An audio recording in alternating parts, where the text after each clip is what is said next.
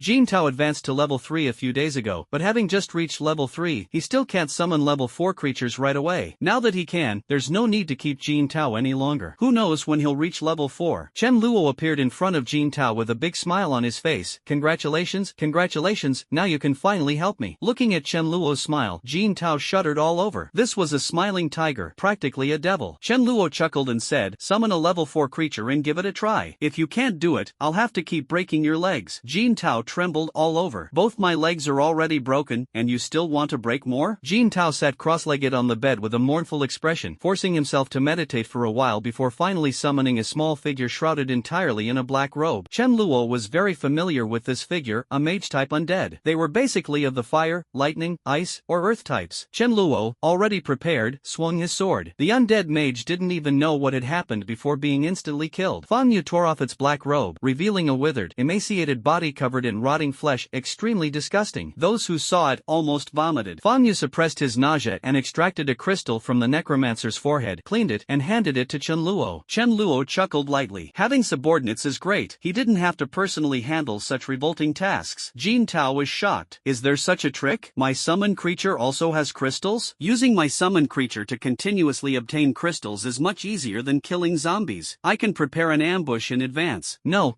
the summon creature completely obeys my commands and can't resist even if it wants to. Jin Tao finally understood why Chen Luo spared his life, but how did Chen Luo know his summon creature would have crystals? Also, this is basically exploiting a bug. Infinite crystals? As long as my level increases, won't high-level crystals be easily obtainable too? Jin Tao realized his incredible value. Although shocked, he was no longer afraid of losing his life. Jin Tao's thoughts began to loosen up. With such great value, Chen Luo definitely wouldn't kill him. Who would bear to? Among so many people, I'm the only one with a summoning talent. Jin Tao's courage gradually grew, and he tentatively spoke. Big brother, can you give me something good to eat? It's been so many days, I really can't take it anymore. If I eat my fill, I'll have the strength to work. Chen Luo slapped him across the face. Are you bargaining with me? Jin Tao's tears fell uncontrollably. I knew it. All those smiles before were just to deceive me. Here, I got slapped again. Chen Luo also seemed to realize that he had been too harsh and, after pondering for a moment, said, Alright, tomorrow, I'll treat you to a good meal. Tomorrow, damn it, it's always tomorrow. Zombies began to gradually evolve to level 3 1 month after evolving to level 2. This was a nightmare for everyone. Previously, people were still half believing and half doubting, holding on to a sliver of hope that zombies couldn't evolve indefinitely. Now it's confirmed. Of course, zombies cannot evolve infinitely, only a portion of them can continue to evolve. The vast majority can only evolve to level 4 or 5 before stopping, while only a small fraction can evolve to higher levels, with a 1 in several million chance of reaching the king level. If all zombies could evolve to level 10 or king level, Chen Luo wouldn't even bother struggling. He'd just pick a good feng shui burial site and bury himself when the time comes. Chen Luo said, the zombies have evolved again, but don't panic. Their combat skills are absolutely no match for everyone here, they've just had some attribute enhancements. A bit of intelligence, but still a big fool. For the first 3 days, the requirement is just 1 level 3 crystal per day. Any additional crystals obtained will earn 2 points as a reward. After 3 days, the daily requirement will increase to 2 level 3 crystals, and any extra crystals will earn 3 points as a reward. Demanding 5 crystals per person per day would be too difficult. Chenluo wouldn't be that harsh. There are currently 189 members, among whom Shuyun has also evolved to level 4 with Chenluo's help, and 142 members have already reached level 3, as they had previously absorbed level 2 crystals. The rest either learned the secret of the crystals too late or simply lack the talent. The members are heavy-hearted. This world doesn't let people live. If they evolve to level 4, they are well aware of the power of level 4 zombies and truly don't know how to struggle against them. Especially those members who haven't yet evolved to level 3. I'm at level 2, and the zombies are at level 3? It's killing me. Chenluo also planned to play around with the level 3 zombie, compressing his strength to level 3, but not right now. Jin Tao, ever since triggering the bug, is destined to die within 3 days. Chenluo needs to observe how exactly Jin Tao ends up dying. It seems as if an invisible hand is punishing these guys exploiting the bug. Chenluo was cracking sunflower seeds, waiting for Jin Tao to die. Exploiting the bug would either result in death within 3 days or instant death upon summoning the 6th creature. So, Chenluo just had to wait for Jin Tao's 6th summon. This time, Jin Tao seemed to have summoned a zombie, equivalent to a level 4 physical type zombie, but with greater strength, higher defense, and slightly slower speed. Without a black robe, the whole body was just rotting, truly disgusting to look at. Before his death, Jin Tao was completely unaware and even showed a flattering smile to Chenluo. "Big brother, can I have some sunflower seeds?" As soon as he finished speaking, the light in Jin Tao's eyes completely disappeared, and he fell straight onto the bed. Chenluo paused his action of eating sunflower seeds, a deep wariness appearing in his eyes. How exactly did this person die? In his previous life, there were 2 speculations about this kind of sudden death caused by exploiting a bug. One was more imaginative, believing that the entire world had become a playground for the gods, and such violations of the game's rules were, of course, not permitted. The second possibility is that the summoner unknowingly signed a summoning contract. The summoned creature completely obeys your orders, and yet you deliberately get it killed? Chenluo leaned more toward the second possibility. If it really is a game of the gods, then why not simply ensure the summoned creature doesn't have a crystal on it? Or just appear directly and say this is a game. Most importantly, Chenluo survived until the end, yet no god appeared to say he had cleared the game and was the last player. Chenluo threw a handful of sunflower seed shells onto Jin Tao's face. Damn it, still couldn't figure out how he died. What a waste of time. A white pickup truck led the way, followed by 3 other vehicles passing by Chenluo's base. They were heading toward Chenluo, not to cause trouble, but to deliver a message. This group was also located not far from Chenluo and had previously come to his place to search for supplies. A leading young man politely said, "Brother, I got some news. Someone has organized a trade fair right next to the toll station on National Highway 999. Everyone will gather there to discuss how to get through these tough times. The time is the morning after tomorrow. Brother, if you know of any survivor bases, please pass the word along as well." Chenluo nodded kindly. "Alright, I understand. Thank you for bringing this news. Share this pack of cigarettes with your brothers." Chenluo specifically took out a pack of Huazi, and the other party accepted it without hesitation. There are basically no zombies left on the outskirts, especially on the highways, and survivors have started to connect with each other. Chenluo felt that this trade fair seemed somewhat familiar, but he hadn't participated in it in his previous life. Chenluo planned to attend this trade fair. What is Chenluo's mindset after being reborn? That is to create an incredibly powerful gathering place, recruiting all the elites that can be won over, working together to see if it's possible to survive this nightmare-level apocalypse. But why are you still hiding at home, barely going out, and not searching for those elites? It's really unjust. Su Daju, Mi Ling, and Meili happened to be near Chenluo, which made it easier for Chenluo to find them. Other people, although Chenluo has heard of them, he really doesn't know where they are at this moment, except for Xia Haoren, who came to him on his own. The currently established gathering places, it's uncertain how long they can last. In the future, most of the powerful gathering places have yet to be established. How could Chenluo know where so many elites are now? Isn't this ridiculous? Coastal cities, the survivors from nearby small cities haven't come here yet, and many elites are still in other cities. Chenluo searching across cities? Does he have a death wish? What needs to be done now is to focus on steady development. The elites from the past life will eventually appear before me. By then, the resources I've accumulated will come in handy. There's no delicacy that can't attract them. If the brothers and sisters in the team are reluctant to leave, then I'll just bring the entire team over. For now, it's just small-scale operations. The members recruited are merely to prevent others from using swarm tactics against me. I am not afraid, but Mi Ling and Meili are. At this trade fair, we might encounter some elites. Zhao Hai also received this news, but his expression situation was not good because the zombies had evolved again. Fortunately, by relying on numbers and using some techniques, we can still deal with the zombies. Zhao Hai expressed his desire to attend the trade fair with Chen Luo. Chen Luo did not refuse. Since it was a trade fair, trading was definitely inevitable. Chen Luo brought along some second-level crystals he didn't need, as well as a batch of rice and rare snacks. The snacks were prepared to exchange for good items. If there were no good items, the snacks wouldn't be traded. In the blink of an eye, the day after tomorrow arrived. Chen Luo and Zhao Hai traveled together, with Chen Luo bringing 100 people, exuding an imposing aura. There was no need to go alone and pretend to be weak to catch the enemy off guard. Chen Luo found it troublesome. To avoid trouble, he didn't bring the Ling or melee beauties or a source of trouble, and if there were too many people there, it would be hard to avoid complications. The transaction location is right on the highway, and those with a bit of strength can arrive safely. Chen Luo arrived relatively early, and there weren't many people yet. Just as he stepped onto the highway, a voice sounded. "Hey handsome, want to come over and play?" Seeing Chen Luo and his group get out of the car, a short, sleazy man immediately approached with a few scantily dressed, moderately attractive women, shouting from afar. "Hey handsome, want to come over and have some fun?" Everyone, including Zhao Hai, turned to look in the direction of the voice. "They're calling out to handsome guys. Who here isn't a handsome guy?" "I don't believe that if someone calls you handsome on the street, you wouldn't turn your head." Chen Luo instantly understood. Some women don't dare to kill zombies but still want to survive. What else can they do? Or some men with evil intentions use coercive methods to obtain supplies. Not only did Chen Luo instantly understand, but everyone else did too. "Does that include you?" The sleazy man wore a fawning smile. This group had so many people, it was clear they were quite powerful. He revealed a mouthful of yellowed teeth. "Brothers, want to play? 10 pounds of rice or a level 2 crystal will do." Crystals can make survivors stronger, and when supplies aren't too scarce, they are considered hard currency. The 4 women behind him had varied expressions. Some were bold, some lowered their heads, not daring to look at anyone, and some avoided eye contact. Chen Luo had no intention of meddling and frowned. "Move aside." The sleazy man had a sharp eye and noticed Chen Luo's stance and demeanor, which seemed to indicate he was the leader, yet he failed to recognize the situation. "Big brother, let's be friends. You, free of charge, what do you think?" Chen Luo looked disgusted. "Are you blind? Can you judge people accurately? Do I look like that kind of person? Or do I lack 10 pounds of rice? Get lost." Damn it, even in the apocalypse, there are still men leeching off women. Chen Luo absolutely despised such people. Seeing Chen Luo angry, the sleazy man finally realized his mistake. Despite being scolded, he didn't dare show any temper and instead left, nodding and bowing. Chen Luo scoffed. "I'm a good man. The trading spot is on the highway, where people park their cars on both sides of the road and display some goods in front of their vehicles, setting up stalls. It's just like a market fair." The people Chen Luo brought along couldn't help but exclaim that it had been a long time since they'd seen such a lively scene. Chen Luo also instructed his subordinates to find a spot and start setting up a stall. Zhao Hai arrived opposite Chen Luo. Chen Luo took out 2 signs. One sign detailed the benefits of his base but stated that they only recruited level 3 ability users or those with special abilities. The other sign read, "High prices for advanced crystals. Don't worry about me not having money, just worry about you not having stock." Many people would come. Although it wouldn't be the entire Shindu, at most around 10,000 people might show up. But who knows, someone might have advanced crystals, right? It's about seizing. Chen Luo will seize it. What, is Chen Luo a rule-abiding person? Chen Luo didn't bring much, and he wasn't really here to sell things. The crystals in his hand were enough to exchange for most items. Setting up a stall doesn't require 100 people. Leave half behind, and let the other half wander around, taking turns. Chen Luo took out the crystals, handed out 10 to each person, and said, "Buy whatever catches your eye, play whatever you want, and if you see something good, just let me know." Chen Luo emphasized the phrase, "play whatever you want," and the smart ones understood. There's no need to impose strict restrictions in this regard. "Oh, so you're allowed to set fires, but others can't light a lamp?" Everyone looked excited. Following the boss out is truly exhilarating. "Luckily, I came along." Chen Luo reminded, "We're not afraid of trouble, but let's not go looking for it either." After giving instructions, Chen Luo took Chen Guang, Fang Yu, Xia Haoran, and Su Daju to start wandering around. There was a large truck slowly following behind, responsible for loading whatever Chen Luo took a liking to onto the truck. Chen Guang felt very frustrated in his heart. Why did the boss have to bring me along? I just wanted to wander around alone. Chen Luo arrived early. Although there weren't many people here yet, the vehicles on both sides of the road stretched as far as the eye could see. The items being sold at the stalls were a dazzling variety. Common items include rice, flour, cooking oil, and salt. When these are collected in abundance, people want to trade for something else. Some stalls are overflowing with various snacks, as if they've emptied out an entire supermarket, and they want to trade for more durable rice. There are also bizarre items like small umbrellas, sanitary pads, and gaming consoles. Anything with some value can be put up for sale. Some teams are also selling crystals, but they want to to negotiate a good price. These were earned through life-risking efforts, so they're not willing to trade them for just a few pounds of rice or flour. The rarer items are various vacuum-packed meats, the kind that comes in 1-pound packages, boldly traded for 100 pounds of rice. Not to mention the higher-grade meats, which are priced astronomically. No one uses money to exchange for supplies, no one is foolish enough to do so. What use does money have at this point? Even gold, known as the gold of chaotic times, is useless. As long as it's not rice or flour, snack-type items that can be exchanged for crystals, Chen Luo exchanges them all. Second-level crystals have already lost their value to Chen Luo. With third-level crystals, Chen Luo and Mi Ling, Mili, and others would never use second-level crystals again. What's the point of keeping them? Wait for them to expire? But for most people, they are treasures. A group of people had diesel displayed in front of their stall, and there was even a truckload of oil behind them. Chen Luo's eyes lit up. Although he had already collected quite a bit of oil, and there was plenty in the ability space, this was something where the more, the better. This stuff would be indispensable for generating electricity in the future. Chen Luo stepped forward and asked, "How much is it?" The leading young man said, 1 level 3 crystal per barrel, or 3 level 2 crystals, absolutely no dilution. No bargaining. Chen Luo smiled faintly. Not bad, for someone like me with tens of thousands, a mere 1 or 200 bucks is nothing to worry about. Chen Luo said, "How many do you have?" I'll take them all. The young man exclaimed in surprise, "All of it?" This diesel is completely useless to most people, but with some effort, you can gather a bit. A person next to the young man said, "We have 45 barrels here." Chen Luo nodded toward Chen Guang beside him. Chen Guang understood, took out a cloth bag, shook it, and counted out 135 crystals. Chen Luo divided 11 bags of crystals, each containing 1,000 pieces. The young man and the people around him looked at the bag full of crystals and gasped. A true tycoon, having so many crystals, his strength must be unfathomable. Chen Luo secretly chuckled to himself. This was just a small portion. The young man immediately gave a thumbs up and said, "Big brother, impressive, truly impressive. Just 100 crystals will do. Consider it making a friend. My name is Deng Xianhong." Chen Luo waved his hand. "No need. Just 35 crystals to make me your friend? Do you look down on me or something?" Deng Xianhong was stunned for a moment. True, how could someone this wealthy possibly care about 35 crystals? His perspective was too narrow. Deng Xianhong said, "Big brother, we're just here to take a look. Selling oil is just incidental. Consider this truck of oil a gift for you, a token of goodwill. I sincerely want to make friends with you." What else could Chen Luo say? This person was so tactful and had such a sweet tongue. Chen Luo told Deng Xianhong to drive the truck directly to his stall and exchange it for an empty one. When Deng Xianhong arrived, he saw the sign on Chen Luo's stall that read, "Hiring, only accepting level 3. Couldn't help but rub his eyes, seriously doubting if he had seen it wrong. After confirming, he widened his eyes. Is this for real? Is it really this inflated? Level 3. His team only had 3 people at that level, while the remaining 20 or so were all level 2. Based on Deng Xianhong's observations, level 3 should already be considered the elite of the elite, right? Deng Xianhong couldn't help but feel a bit smug in his heart. But then, wow, you're starting at level 3 to recruit people? Deng Xianhong pointed at the sign and said, "Did you write it wrong? Can you even recruit anyone like this?" One of Chen Luo's members, upon hearing this, couldn't help but feel proud. Although our numbers are small, we're all elites. No mistake, is level 3 that rare? Everyone here is level 3. Indeed, the people who came are all level 3. Deng Xianhong and the others were utterly shocked. Everyone is level 3? They knew Chen Luo was formidable, but they didn't expect Chen Luo to be this formidable. Chen Luo walked around, and just as he was about to reach the end, he suddenly saw a crowd gathered in front of a stall. There must be something good, otherwise there wouldn't be so many people gathered around. Chen Luo immediately walked over, used a polite method to pull a few people aside, and squeezed in. Chen Luo found this stall owner somewhat familiar. "Oh, isn't this Brother Long?" The person he ran into after finishing collecting supplies at the market. How is that possible? He had a live chicken. Xia Haoran had begged him to give him the live chicken back then, but this Brother Long refused without hesitation. At this moment, the chicken was placed right in the center of the stall, with Jiang Long and his men guarding it vigilantly. It was a treasure. The chicken looked very majestic. It was a hen, with a few fiery red feathers, and it was slightly larger than a normal chicken. It was secured by Jiang Long with a thick iron chain, as an ordinary rope couldn't hold it. Jiang Long's face looked grim. He hadn't wanted to sell this chicken in the first place. After all, it laid eggs every day and could even breathe fire. Although the fire it breathed out could only be considered a small flame, barely equivalent to the power of a level 1 ability user. But this chicken had a temper. If it was locked up every day, it would get angry and stop laying eggs. Could Jiang Long feel at ease letting it roam free? It would be gone the same day. What made Jiang Long even angrier was that this chicken would occasionally play with fire. This can't be kept. What's the use of keeping a hen that doesn't lay eggs? Jiang Long wasn't very strong and couldn't bear to eat it. He thought of trading it for some supplies. Surely it could be exchanged exchanged for a few tons of rice or dozens of crystals, right? John Long boasted that this chicken had the potential to turn into a fire phoenix. John Long set an exorbitant price for 20 tons of rice. Sky-high asking price, bargaining on the spot, who knows, someone might actually buy it. 20 tons of rice is 40,000 jin, enough to feed 20,000 people for a day. When this chicken was brought out, it caused quite a stir. While not entirely unique, it was indeed rare. When this unlucky chicken was displayed, it attacked a bystander and burned his hair. Most of the people who came here were gangs, and they demanded an explanation from John Long without letting it go. John Long said with a bitter face, "How about this, 10 tons of rice for you?" The man opposite, Zhou Mingliang, in his 30s, sneered and said, "Burned my brother's hair and still want to pay money? Do you think I'm easy to bully? 100 jin of rice, not a bit more. Otherwise, the deal is off and we can find a place to settle this? Shall see, get ready to call the others. If he doesn't give us an explanation, we'll give him one." John Long wasn't too flustered. His side wasn't exactly weak either, and he knew the other side was just trying to intimidate him. Fighting over a chicken wasn't really worth it. Chen Luo's eyes lit up as he looked at the chicken. This kind of chicken, with special abilities but no mutations, always tasted quite good. Much tastier than regular chicken. It used to make chicken stew with mushrooms. I don't have a live chicken yet, but taking it back to lay eggs wouldn't be bad either. As for the fire phoenix, forget it. In his previous life, Chen Luo had indeed seen many birds that could breathe fire, but he had never encountered a fire phoenix, the legendary creature. Chen Luo spoke, "Brother Long, right? This chicken, I'll pay 20 level 2 crystals for it. I'll take it." John Long was stunned and only then noticed Chen Luo. It was him. When he saw Chen Luo coming out of the market at the time, he knew Chen Luo must be very capable. Otherwise, he wouldn't have been able to deal with so many zombies in the market. He had followed behind and picked up some scraps. John Long was in a dilemma. Seeing Chen Luo step forward, the price offered was low, but it was still better than 100 pounds of rice. Zhou Mingliang looked at Chen Luo with a hostile expression. "This chicken injured my brother. It can only be sold to me. Are you trying to pick a fight?" Chen Luo glanced at him and ignored him. Seeing that Chen Luo ignored him, Zhou Mingliang's anger flared up instantly. Zhou Mingliang stepped forward, trying to grab Chen Luo's clothes to question him properly, but was slapped away by Xia Haoran. Xia Haoran's strength was no small matter. With a loud smack, Zhou Mingliang's arm turned completely red and hurt a lot. Zhou Mingliang was utterly furious. "MLGB, if you don't wanna die, get out of my way. I've always been the one bullying others, and now that I've been bullied, I'll kill a few of them today." Xia Haoran actually felt a bit aggrieved in his heart, having been rejected by Jiang Long that day. Although fortunately Jiang Long rejected him that day, allowing him to follow Chen Luo, today he had the chance to prove himself. Xia Haoran stepped forward and said, "Big brother, let me do it." The corners of Chen Luo's mouth lifted. If Jiang Long knew how strong Xia Haoran was, who knows what kind of expression he would have. A dozen people surrounded Chen Luo and his group. Xia Haoran, with a cold expression, strode forward and threw a lightning-fast punch with full force, striking someone on the temple. The vital spot was hit hard, and since he was only a second-level elemental type, he was instantly taken down by Xia Haoran on the spot. If it had been a group of people prepared and at a certain distance, Xia Haoran might not have been able to handle it unscathed, but the distance was very close at this moment. Xia Haoran grabbed a dead person and used them as a shield, quickly charging toward the others. The opponents, as if waking from a dream, hurriedly began preparing their supernatural abilities to attack Xia Haoran. But Xia Haoran was exceptionally agile, and with the meat shield, he closed in quickly, basically taking down each opponent with a single punch. After 5 people were dead, Xia Haoran remained completely unscathed. This group of people was terrified by the killing. The power was truly horrifying. Every punch hit a vital spot, and although the speed didn't seem very fast, it was extremely difficult to land a hit on him. Even if they managed to hit him, it was only on his meat shield. They were scared out of their wits. No one would stubbornly hold out to the end. Seeing Xia Haoran charging in like a tiger among a flock of sheep, they immediately turned around and fled. Zhou Mingliang was also shocked. This man's skills were terrifying, completely on a different level compared to his own subordinates. He ran away too. Xia Haoran couldn't catch everyone at the same time, but he would never let him go. Jiang Long was stunned. Although he knew Xia Haoran was a Sanda champion, he hadn't expected that even in the apocalypse, with everyone having abilities, the gap would still be this vast. Such a fierce warrior. Back then, he would have worked for me for just a chicken, yet I refused. Jiang Long felt bitter and full of regret.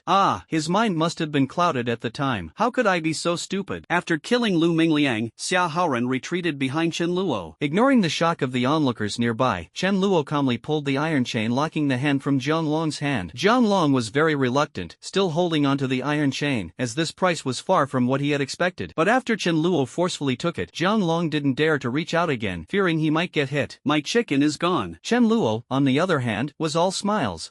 It's not a bad idea to give Mealy some nourishment when there's time. This chicken truly doesn't know what's good for it. Seeing Chen Luo trying to grab its wing, it immediately pecked at Chen Luo's arm. Its beak is quite sharp, but its level is too low. Not only could it not break the skin, it couldn't even make Chen Luo feel pain. Would Chen Luo tolerate this? With a bit of force, he directly yanked out one of its feathers. The hen cried out in pain. Chen Luo pointed at it with his finger and said with a smile, "Try pecking me again, and I'll pluck all your feathers on the spot and have you on my dinner table tonight. Go ahead, try me." Instead, Chen Luo extended his hand toward the hen's beak and the chicken chickened out. It could still barely understand human speech. "Try and you'll perish." The hen shrank its head in obvious fear. Chen Luo saw a urea bag on the opposite side, threw a crystal over, exchanged it, and then put the hen into the urea bag. Giggle giggle giggle. "Behave yourself or I'll turn you into a bald chicken, and no rooster will want you in the future." In just 1 minute, the hen became completely obedient in Chen Luo's hands. Zhang Long was stunned again. So this chicken really needed to be disciplined. If he had known earlier, he would have given it a good beating. Zhang Long had always treated the hen like a treasure, hoping it would lay more eggs. At most, he would restrain it with an iron chain, but he couldn't bear to hit or scold it, almost treating it like an ancestor. But the hen didn't appreciate it at all. It laid eggs for the first 2 days, but then stopped. Could it be that it only laid eggs in the beginning out of fear of being slaughtered? Zhang Long collapsed to the ground, wanting to cry but having no tears. "My hen, I was taken advantage of by the same person twice in a row?" Chen Luo chuckled as he walked away, looking for another rooster, wondering if he could breed a flock of chickens. Eggs laid by hens alone cannot hatch into chicks.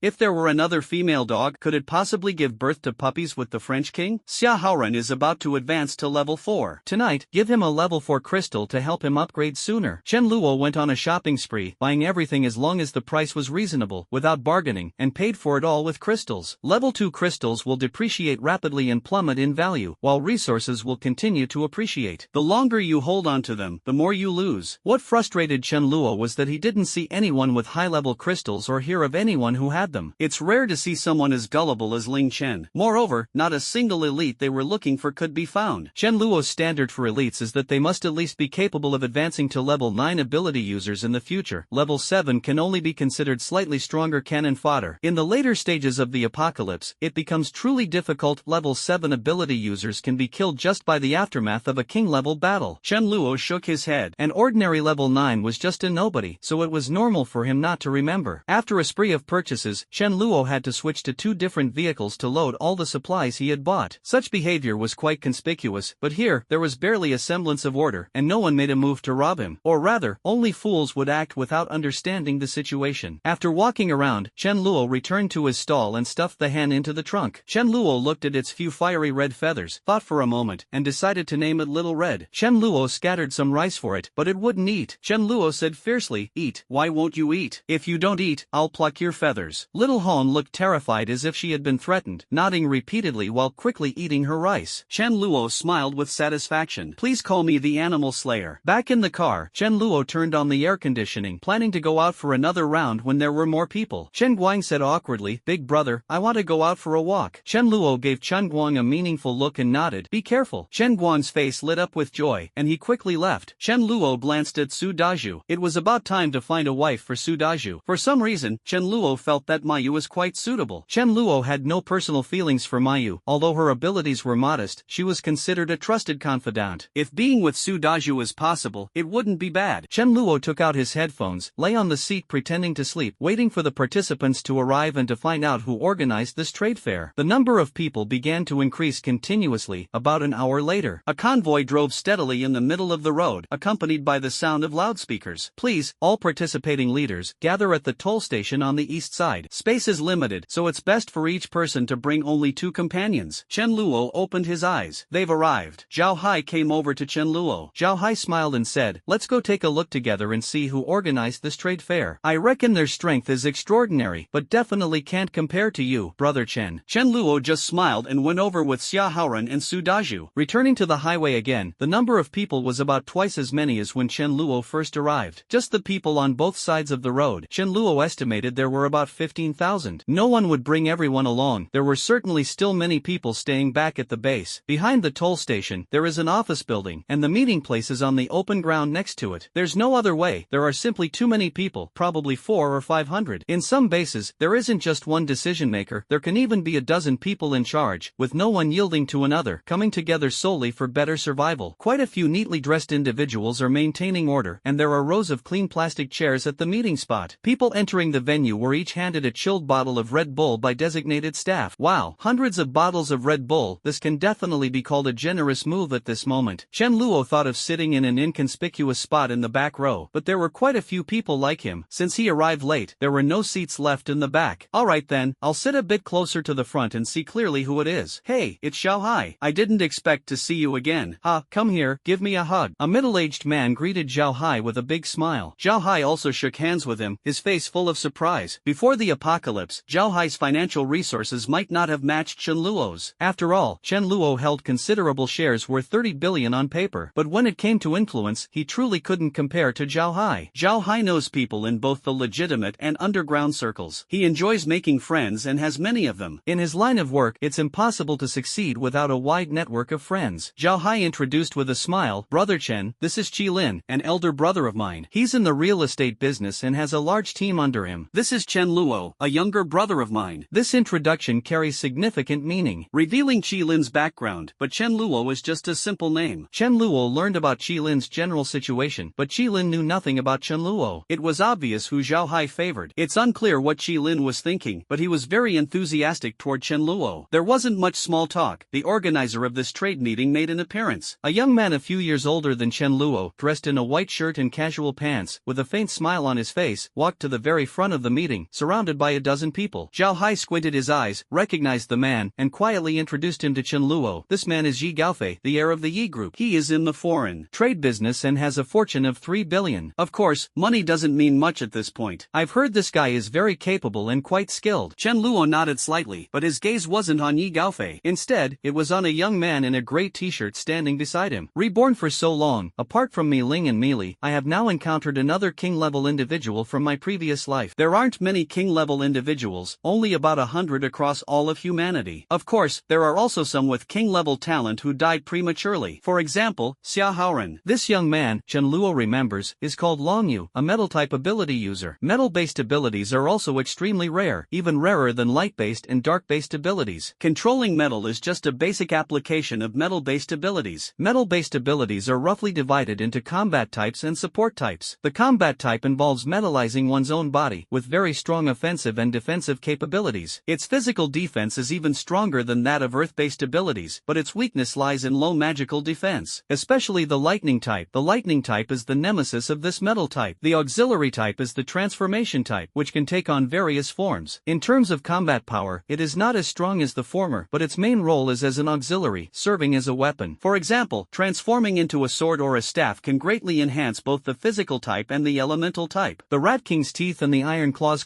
that Chen Luo previously obtained can be embedded into them, or the metal type can forge them into weapons. This Long Yu is very talented in the field of transformation. Chen Luo rested his chin on his hand, wondering whether to turn this Long Yu into a sword or a staff. The idea is great, but this Long Yu isn't one of ours right now. Seeing that most of the people had arrived, Yi Gaofei smiled slightly and introduced himself. I'm very glad that all of you could come to attend the trade fair I organized. My name is Yi Gaofei, and I have established a base. Currently, my base has 1,252 survivors, including 812 at level 2, 56 at level 3, and 3 at level 4. Reaching level 2 is really simple, especially with level 2 and level 3 crystals. Even those with poor aptitude can reach level 2 within a few days. The proportion of level 3 is much lower. Yi Gaofei having 56 level 3 abilities is already quite impressive. Level 4? Except for Chen Luo, everyone was shocked. There's actually a level 4 ability user? Deng Xianhong opened his mouth wide. Level 4? Level 3 is already the elite of the elite, so wouldn't level 4 be the king? Especially since there are actually 3 level 4s. Xiao Hai wasn't particularly shocked. He had seen level 4 before. Jiang Wu was one, but this kind of level 4 was nothing in front of Chen Luo. It was just a matter of one sword. Xiao Hai speculated that Chen Luo must be above level 4, perhaps level 6 or 7? Otherwise, how could he completely overpower level 4? Xiao Hai wanted to ask Chen Luo several times how he managed to do it, but in the end, he never asked. Chen Luo counted how many level 4s were in his base: Mi Ling, Mi Li, Mi Fan, Sudaju, and Xu Yun. 5. Oh, and there was also a dog. Xia Haoran was still a bit lacking. Xia Haoran's talent was already the same as Chen Luo's in his previous life, but he hadn't reached level 4 yet. Chen Luo couldn't help but look toward Yi Gaofei. Unless there were advanced crystals, how could there possibly be 3 level 4s? Moreover, it was impossible for Yi Gaofei to have 3 crystals. It is very likely that there is only one advanced crystal, being used by 3 people at the same time. To say they found 3 advanced advanced crystals, one for each person. Chen Luo wouldn't believe it. Luck doesn't work that well. Chen Luo squinted his eyes, scrutinizing Yi Gaofei. No one would feel at ease leaving the crystals somewhere, right? Crystals are easy to carry, and the safest option is to keep them on oneself. Where is it hidden? Could it be? Chen Luo looked at Yi Gaofei's. Is there a pocket there too? For some reason, Yi Gaofei felt an inexplicable chill in his heart, but he couldn't tell where it came from. Yi Gaofei smiled as he looked at the shocked expressions of the people below. He figured they probably didn't yet understand the gap between level 3 and level 4. If they did, they would be even more astonished. Yi Gaofei clapped his hands. I guess everyone is curious about the strength of a level 4 ability user. Next, I'll give you all a demonstration. A fairly good-looking woman standing next to Long Yu and Yi Gaofei stepped forward. Yi Gaofei said, "This is Long Yu, a metal-type ability user with extremely strong defense. Later, everyone can test it with punches as you like. If you injure him, it's on me. This is Hanya, an ice-type ability user, and I am a thunder element ability user. The three of us have all reached level 4. Hanya demonstrated first, releasing a half-meter-long ice spike, which is an advanced form of the ice arrow. The power left everyone in awe. Yi Gaofei then unleashed a relatively thick lightning strike, the rumbling sound causing a buzzing sensation in most people's hearts. A level 3 physical fighter rushed forward and started wildly attacking Long Yu, producing clanging sounds on Long Yu's body. Not only did it fail to cause any harm to Long Yu, but the physical fighter ended up hurting their own hands. Several others tried one after another, but they also failed to harm Long Yu. Although Long Yu had a strong talent for transformation, he was not entirely unskilled in metallization. Chen Luo curled his lips. How about I go up and punch you to let you know how sinister people's hearts can be? I'm not someone who likes to show off, so forget it. Chen Luo could see it clearly. Wasn't this Yi Gaofei just showing off his strength? Let me see if you have any crystals on you. If you do, I wouldn't mind committing a robbery. Yi Gaofei revealed a smile. Next, I will share two pieces of good news with everyone. First, water resources have been polluted. No matter how purified, ordinary people will experience stomach pain after drinking it, and in severe cases, there is a risk of death. However, as long as one reaches level 4, there will be no issues at all. Even level 3 physical types can handle it. Water is the source of life, which indicates that we humans can survive. Chen Luo chuckled lightly. Indeed, if water couldn't be consumed, humanity would go extinct in at most 3 years. However, the water in nature will permanently reduce human potential. The more you drink, the more it decreases, but it's not obvious. It only starts to show later. Whoever drinks it is unlucky, but if you don't drink, there seems to be no other way. Who can go without drinking water? Yi Gaofei took out a crystal and said, "Second, it's the secret of the crystal." Yi Gaofei took out a crystal. Chen Luo instantly squinted his eyes and looked over. Sitting in the front row, he could clearly see the crystal. It was a light purple lightning-type crystal. Judging by its size, it was a level 6 crystal. Chen Luo couldn't help but feel disappointed. The level was a bit low. Yi Gaofei said, "Next, I will share with everyone the secrets about the crystals that I know. There are already level 3 crystals now. Those who have used them understand their effects. They are much better than level 1 and level 2. The ones I have, however, are even more advanced crystals, though I can't determine their exact level for now. Both Long Yu and Hanya, as well as myself, advanced to level 4 so quickly because we used this advanced crystal together." The people below, including Zhao Hai, all widened their eyes. Zhao Hai looked at Chen Luo and suddenly understood. Chen Luo must have used a very advanced crystal to make such significant progress. Before the apocalypse, you weren't a superhero. What makes you so far ahead of everyone else? The others were even more tempted, eager to obtain such a crystal to elevate themselves to a higher level. Someone couldn't help but ask, level 2 crystals are obtained from level 2 zombies, and level 3 crystals from level 3 zombies. So how are these advanced crystals obtained? Could it be that there are already higher level zombies? Everyone perked up their ears and listened carefully, while wondering in their hearts, could Yi Gaofei really have the strength to kill zombies of this level? Yi Gaofei said, "I happened to obtain this from an advanced zombie. Originally, it was wreaking havoc in my base, but for some unknown reason, it suddenly dropped dead, and that's how I got it." Yi Gaofei then analyzed and explained the reasons why the number of crystals absorbed daily and the growth rate varied for each person, and his explanation was mostly accurate. Yi Gaofei revealed everything he had discovered about the apocalypse without holding anything back. Chen Luo curled his lips. Yi Gaofei being so kind must have an ulterior motive. Sure enough, the hidden agenda was revealed. Yi Gaofei said with a heavy expression, "There really aren't many humans left. Seeing the survivors still killing each other makes me very sad. We should be uniting together instead. It has become very difficult for individuals to survive in the apocalypse. I have gathered everyone here today to encourage unity and to form a collective. Of course, I won't force anyone, it's entirely voluntary. This collective will be governed by everyone together. We will establish a council of elders, and any capable leader present here can become an elder. All decisions will be made through voting by the council of elders." As soon as Yi Gaofei finished speaking, a man stood stood up and shouted loudly, though it was unclear if he was planted by Yi Gaofei. Just based on Mr. Ye's selflessness in sharing this information with everyone, I can tell that he is a person of good character. I am willing to join. Several people stood up again. Indeed, this information is incredibly valuable, yet Mr. Yi shared it for free. Mr. Yi has 3 4th level experts, and their strength is astonishing. Being with him makes me feel at ease. My strength is insignificant, with only a few dozen people. I wonder if Mr. Yi would look down on me. Yi Gaofei shared a lot of information, indeed winning the favor and trust of many people. Not everyone wants to dominate. Some people are self-aware and know they don't have the strength to rule. Besides, they believe that staying united truly helps them survive better. Chen Luo sneered inwardly. Pulling off such a stunt was just a way to recruit followers. It sounds nice, saying the Council of Elders will make decisions together, but in reality, you're still the one calling the shots. Chen Luo slightly turned his head and immediately knew what Yi Gaofei would do. Win over those obedient elders without ambition, and as for those who are disobedient and uncontrollable, just find an opportunity to assassinate them. When the soul of a team is gone, the team will fall apart. Just like Xu Yun's original group, once Mu Tiange is eliminated, Chen Luo steps in, shows a bit of his strength, and easily takes them under his wing. If it were really as Yi Gaofei said, with everyone making decisions together, Chen Luo would cut off his head and let him use it as a soccer ball. Even if Yi Gaofei truly gets his way, his base won't last long. Yi Gaofei is truly indiscriminate. As long as it's a person, he'll take them in. His base even has quite a few level 1 survivors. People like that, apart from wasting food, what else can they do? It's been over 2 months since the apocalypse, and they're still at level 1, it's downright laughable. Does he have the resources to support tens of thousands of people? Once the resources are exhausted, it will be the moment the base collapses. Who would be willing to let those who dare to kill zombies provide food for those who don't dare to kill zombies? Yi Gaofei's top henchman, a level 4 female ice ability user named Hanya, stepped forward and said coldly, for those unwilling to join, don't blame us for bullying the few with the many when we encounter each other while obtaining resources. This is a threat. If you don't join, in the future, if there's a piece of bread, you'll have to give it to me because I have more people than you. Ridiculous, you previously said you didn't want survivors to kill each other. Hanya is deliberately playing the bad cop here. The tactic isn't very clever, at least people as sharp as Zhao Hai and Shi Lin saw through it quickly. Zhao Hai cursed inwardly, if I wanted to be someone's lackey, wouldn't it be better to just follow Chen Luo? Zhao Hai felt that just Chen Luo's dog alone could handle those 3 level 4s under Yi Gaofei. That dog knows tactics and is exceptionally agile. Shi Lin said nothing, squinting his eyes with a look of disdain. He took out a pack of cigarettes, handed them to Chen Luo and Zhao Hai, and started puffing away. Chen Luo didn't smoke, he just took it and twirled it around in his hand for fun. Not to mention not smoking, anything given by someone unfamiliar would absolutely not enter his mouth. Some people saw through Yi Gaofei's strategy but were quite annoyed because Yi Gaofei was very powerful. Once he gradually infiltrated, they wouldn't know how to deal with it. At this moment, a few people, somewhat flustered, entered the meeting hall holding a flyer-like piece of paper and found their boss. Everyone who saw it turned pale. Chen Luo glanced at it and exclaimed on the spot, goodness gracious. The flyer described how strong Yi Gaofei's base was, how powerful it was, and that everyone who joined would be treated equally and have food to eat. These leaders were able to recruit people because they could provide their subordinates with a sense of security. Better safe than sorry. Now, there is a settlement stronger and larger than yours. What will you choose? Just because your boss doesn't want to join doesn't mean the subordinates don't want to. How many bosses dare to claim that their members have a high level of loyalty? Yi Gaofei firmly seized upon this point, but it also means incurring public wrath. This is very dangerous, but Yi Gaofei, relying on the fact that he has 3 level 4s on his side and many subordinates, is confident that no one is willing to fight to the death. After the meeting, many people will join him, so he is not intimidated at all. It's completely forcing some people into a dead end. Zhao Hai and Shi Lin's faces were grim, but what could they say? Just now, the strength of the 3 level 4s, Yi Gaofei Long, and you, was also clearly seen, and Yi Gaofei's side had brought a large number of people. There's no room to turn against each other. Chen Luo somewhat understood why he hadn't seen Yi Gaofei in his previous life. Either he was killed by someone, or he got a taste of high-level crystals and went searching for them all over the world. Do you think you're me? Not seeing me, you have to hide? Yi Gaofei said with a smile, alright, everyone think about it. If you're willing, come and sign up with me. We're all brothers here. Zhao Hai wanted to pull Chen Luo away, but saw Chen Luo walking toward Yi Gaofei. Zhao Hai was puzzled. Could it be that Chen Luo wanted to join? What a joke. Chen Luo walked up to Yi Gaofei, finally seizing the opportunity, and said with a smile, can I take a look at that crystal? If this level 6 crystal still had a lot of energy, Chen Luo would have to consider how to get his hands on it. Yi Gaofei was momentarily stunned, then smiled, and said, sure. This crystal could no longer absorb energy, so Yi Gaofei had no concerns, especially since there were many of his people in the meeting. Chen Luo took it, feeling very disappointed. It had been completely drained. This should be the only piece. Yi Gaofei and the other two must have absorbed it all. Otherwise, if Yi Gaofei had any leftovers, this level 6 crystal wouldn't have been consumed so quickly. As for how long you would accept it, Chen Luo already had a plan in mind. In his previous life, he hadn't really heard much about Yi Gaofei. Yi Gaofei would soon ruin himself. He is dead, so just go to Long Yu personally to show some sincerity. What else can be done? Forcefully take him away? It can't be rushed. Chen Luo gave Long Yu a kind smile, leaving Long Yu somewhat puzzled. In his previous life, Long Yu left Chen Luo with the impression of being a very gentle person. Chen Luo was almost certain about taking down Long Yu. Yi Gaofei was dead, but Long Yu was fine. Otherwise, how could he have grown to the king level in his previous life? Just pay attention to how the situation develops. Zhao Hai and Qi Lin were waiting for Chen Luo nearby. Qi Lin, smoking a cigarette, asked, "Old Zhao, who is this Chen Luo?" Zhao Hai said, "It's just a young fellow next to me. We look out for each other."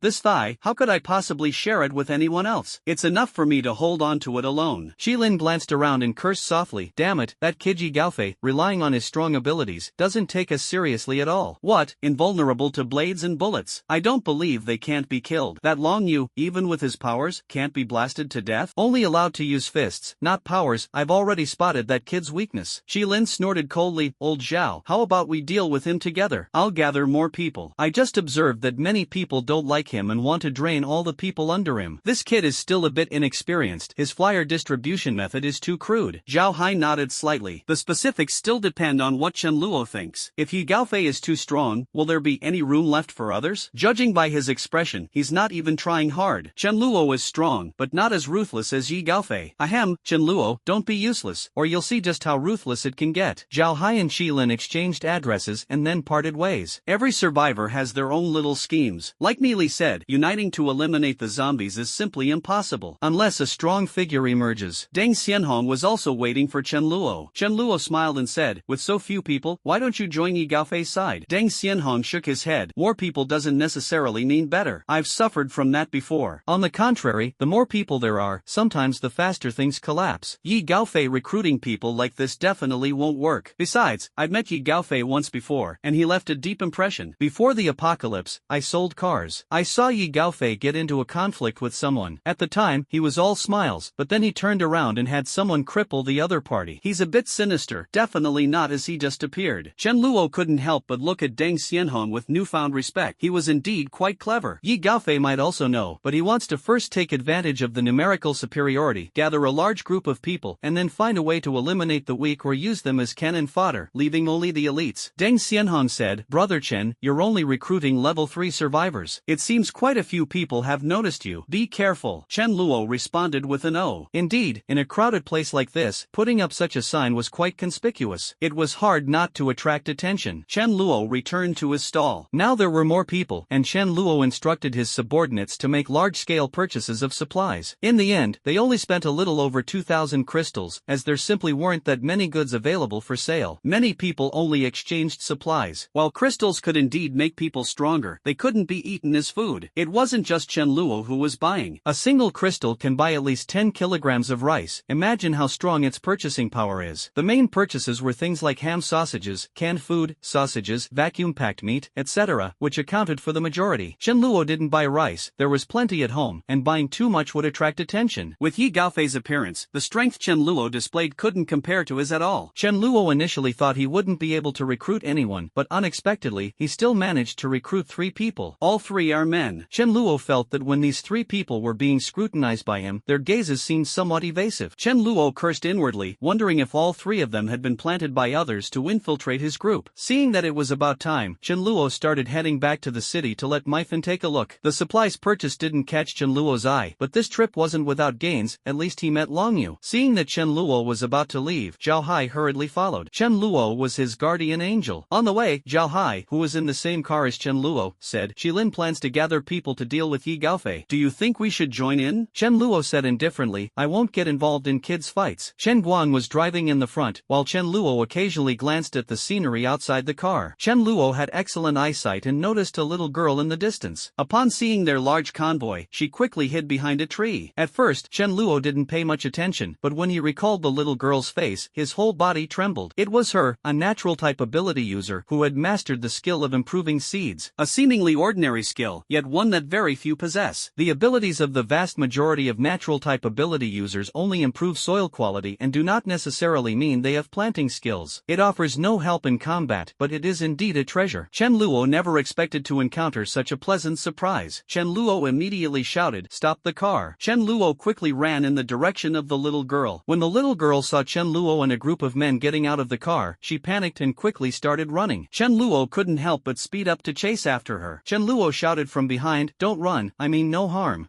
Even Chen Luo himself didn't believe his own words. If the roles were reversed and someone chased him like this, he'd panic too. Megan ran forward desperately, completely ignoring him. Her companion had gone out to look for food. She came out to find a tree to practice her abilities, but unexpectedly, she was discovered. Why is this person so sneaky? She hid as soon as she saw the convoy from afar, but still ended up being discovered. There's no other choice, transform. Megan transformed into a little white rabbit, and her speed increased significantly. The nature system is divided into summoning type, transformation type, and support type. The first two types are combat types. Support involves various statuses and healing, but it doesn't work as well as the light system. Its biggest function is being a gardener for planting vegetables. Having vegetables to eat relies entirely on the nature system. It is particularly difficult for nature system ability users to comprehend skills, much harder than other systems. This is not hard to understand. The entire nature has been destroyed for unknown reasons. The land is polluted, the water is polluted, and all kinds of plants have withered, leaving no trace of greenery. Such an environment is completely unsuitable for nature-based ability users. Meng Yin was running fast, but it was nothing compared to Chen Luo. Watching Meng Yin turn into a little white rabbit, Chen Luo wasn't very surprised. The whole process took about 10 seconds, and Chen Luo quickly caught up with Meng Yin, grabbing her two long ears in one swift motion. Fear filled the rabbit's eyes, and its four legs kicked frantically. Is this person part dog? Running so fast. Chen Luo smiled and said, "I really mean no harm. Just you alone? How about you change back?" Having been caught, Meng Yin had no intention of turning back into a rabbit. For one, if she did, what if she encountered a pervert? Secondly, she currently only knows how to transform into a rabbit and doesn't know how to change back. She can only wait for her ability to run out and naturally revert. Chen Luo chuckled, "It's too dangerous for you to be alone. Come back with me. If you don't say anything, I'll take it as your agreement. Let's go. Big brother will take you back for some delicious food." Meng Yin's face was covered in tears. "Where did you see that I agreed?" Su Daju curiously watched from behind. "Is he chasing a rabbit? But your words are quite strange. When I was a security guard, I saw a weird uncle who said he wanted to take a little beauty to see goldfish. It feels similar." Chen Luo grabbed the rabbit by its two ears and returned to the car with a smile. Zhao Hai's eyes lit up when he saw it. "I have 2 bottles of good wine. How about having rabbit meat for lunch?" Chen Luo smiled and said, "I have to take good care of it. It's impossible to eat it." Chen Luo felt a bit strange in his heart. Why hasn't Meng Yin changed back? Just as the car was leaving, another young girl, around 16 or 17 years old, returned to the safe house but couldn't find Meng Yin anywhere. Seeing the car stop and then start again, the young girl, Xiao Yu, suddenly thought of a possibility. Could it be that Meng Yin was captured? Xiao Yu was extremely anxious. What should I do? I must bring Meng Yin back. But the car was too fast. There was no way Xiao Yu could catch up. After saying goodbye to Zhao Hai and returning to the base, Chen Luo's face was full of joy. Today's trip was quite fruitful. Chen Luo held a chicken in his left hand and a rabbit in his right. The chicken and the rabbit stared at each other with wide eyes. "Rabbit, were you caught too?" "Chicken, did he threaten you? Force you to eat rice?" Grain and the Dharma King came forward. Millet exclaimed in surprise, "Where did the chicken and rabbit come from?" Coincidentally, Meng Yin's ability was exhausted, and she transformed back from a rabbit into a little girl. Chen Luo failed to catch her properly, and Meng Yin fell to the ground with a yelp. Meng Yin glared angrily at Chen Luo. Not only Millet, but even the Dharma King widened his dog-like eyes. Magic tricks? The Dharma King looked left and right. Poor Meng Yin had been afraid of dogs since childhood and was trembling. Mealy, with a slightly stronger ability to process things, pointed at Meng Yin with a face full of confusion. Chen Luo laughed and said, "Picked up on the road." Meng Yin angrily retorted, "What do you mean picked up? Am I some wild creature? You clearly forced me to come." Mealy did not believe that Chen Luo would do anything bad with the little girl. He must have had a purpose for bringing her here. With Mealy around, as long as the little girl had no ill intentions, she wouldn't let Chen Luo harm her. Mealy asked with concern, "It's just about mealtime. How about joining us for a meal?" Chen Luo said, "Let Shuyan take her to eat first." Calling Shuyan over, Chen Luo instructed, "Take her to eat, make sure she eats well, and be a bit more polite." Shuyan nodded, very curious about the background of this girl. When Mealy's best friend Zhang Jingjing came, Chen Luo didn't give any special attention. Dragged here by force by Chen Luo, Meng Yin was fuming with anger and said, "I, Meng Yin, would rather starve to death than eat a bite of your food." Chen Luo chuckled, "Young lady, don't speak so definitively." Meng Yin looked at the high walls on all sides and the group of people guarding the entrance, feeling utterly hopeless about escaping. Fortunately, there was a group of beautiful ladies here, giving her a bit of a sense of security. Otherwise, if it were all a bunch of big men, she would have been in despair. Chen Luo was about to enter the villa to eat when he suddenly remembered Xiao Hong. How does the egg it laid taste? Chen Luo said fiercely, I'll try the next egg it lays. Xiao Hong looked terrified, squatted on the spot, and actually laid an egg. Compared to a normal egg, it was larger and had a faint reddish hue. Chen Luo grabbed it and felt a slight warmth in his hand. But one egg isn't enough to eat. This little red clearly responds to force rather than kindness. It's just stubborn and can't be reasoned with. Chen Luo had finally figured it out. Chen Luo slapped Little Red on the head. Hey, after being hit, Little Red actually laid another egg. Laying 3 eggs in a row is a bit too much for a chicken. Satisfied, Chen Luo went upstairs. Law King, keep an eye on it. If you lose it, I'll deduct 1,000 points from you. Sister Yu, make a scrambled egg with chili peppers. The Dharma King stayed behind, confused, and calculated. Do I have 1,000 points? Looking at Xiao Hong, the Dharma King was obviously quite interested in her. To keep a better eye on Xiao Hong, the Dharma King suddenly pinned her beneath him. Poor Xiao Hong couldn't struggle anymore. The Dharma King, recalling the scene where Chen Luo had Xiao Hong lay eggs earlier, also tried to make Xiao Hong lay eggs. She really couldn't lay any eggs, forcing the chicken to do the impossible. The Dharma King thought, based on the law of conservation of energy he had just learned, could it be because she hadn't eaten? The Dharma King brought some rice and fed it to Little Red. Little Red didn't eat it. Chen Luo had fed it too much, and it also didn't like eating rice. The Dharma King was furious. Eat it. You damn well better eat it. I gave you food and you won't eat it? Why won't you eat? Little Red was truly crying, wondering why both a person and a dog were forcing it to eat rice. The king ordered Little Red to lay an egg again, but poor Little Red really couldn't do it. The king was puzzled. Could it be the wrong posture? It seemed the owner had slapped it once before it laid an egg. 1 slap, no egg. 2 slaps, still no egg. The Dharma King continuously patted Little Red with his paw, making a loud slapping sound on Little Red's head. Little Red's eyes were filled with tears. I can't go on like this. I might as well just die. At noon, Chen Luo instructed them to prepare more delicious food, but it wasn't because of Meng Yin. The members who went out spent 10 crystals on indulgent pleasures, living it up, while those who stayed at home got nothing. How could that be fair? Anyone who stays behind will receive an extra half a pound of beef. From time to time, it's necessary to improve the meals, isn't it? To show the benevolence of the leader. Shu Yun led Meng Yin into a room. The room had been tidied up, clean and neat, far cleaner than the room Meng Yin hadn't cleaned for over 2 months before. Meng Yin was stunned and pleaded with Shu Yun, Sister, please let me go. Shu Yun patted Meng Yin's head gently and said kindly, I wouldn't dare, and staying here with us is very good. Just stay here peacefully, no one will harm you. Shu Yun pondered in her heart, wondering why Chen Luo had brought her back. She even wanted to run away, yet he specifically instructed them to treat her kindly. She's a little beauty, but compared to Meili, she's far behind. Shu Yun said, I'll go get you something to eat. Meng Yin pouted, don't bother, I already said,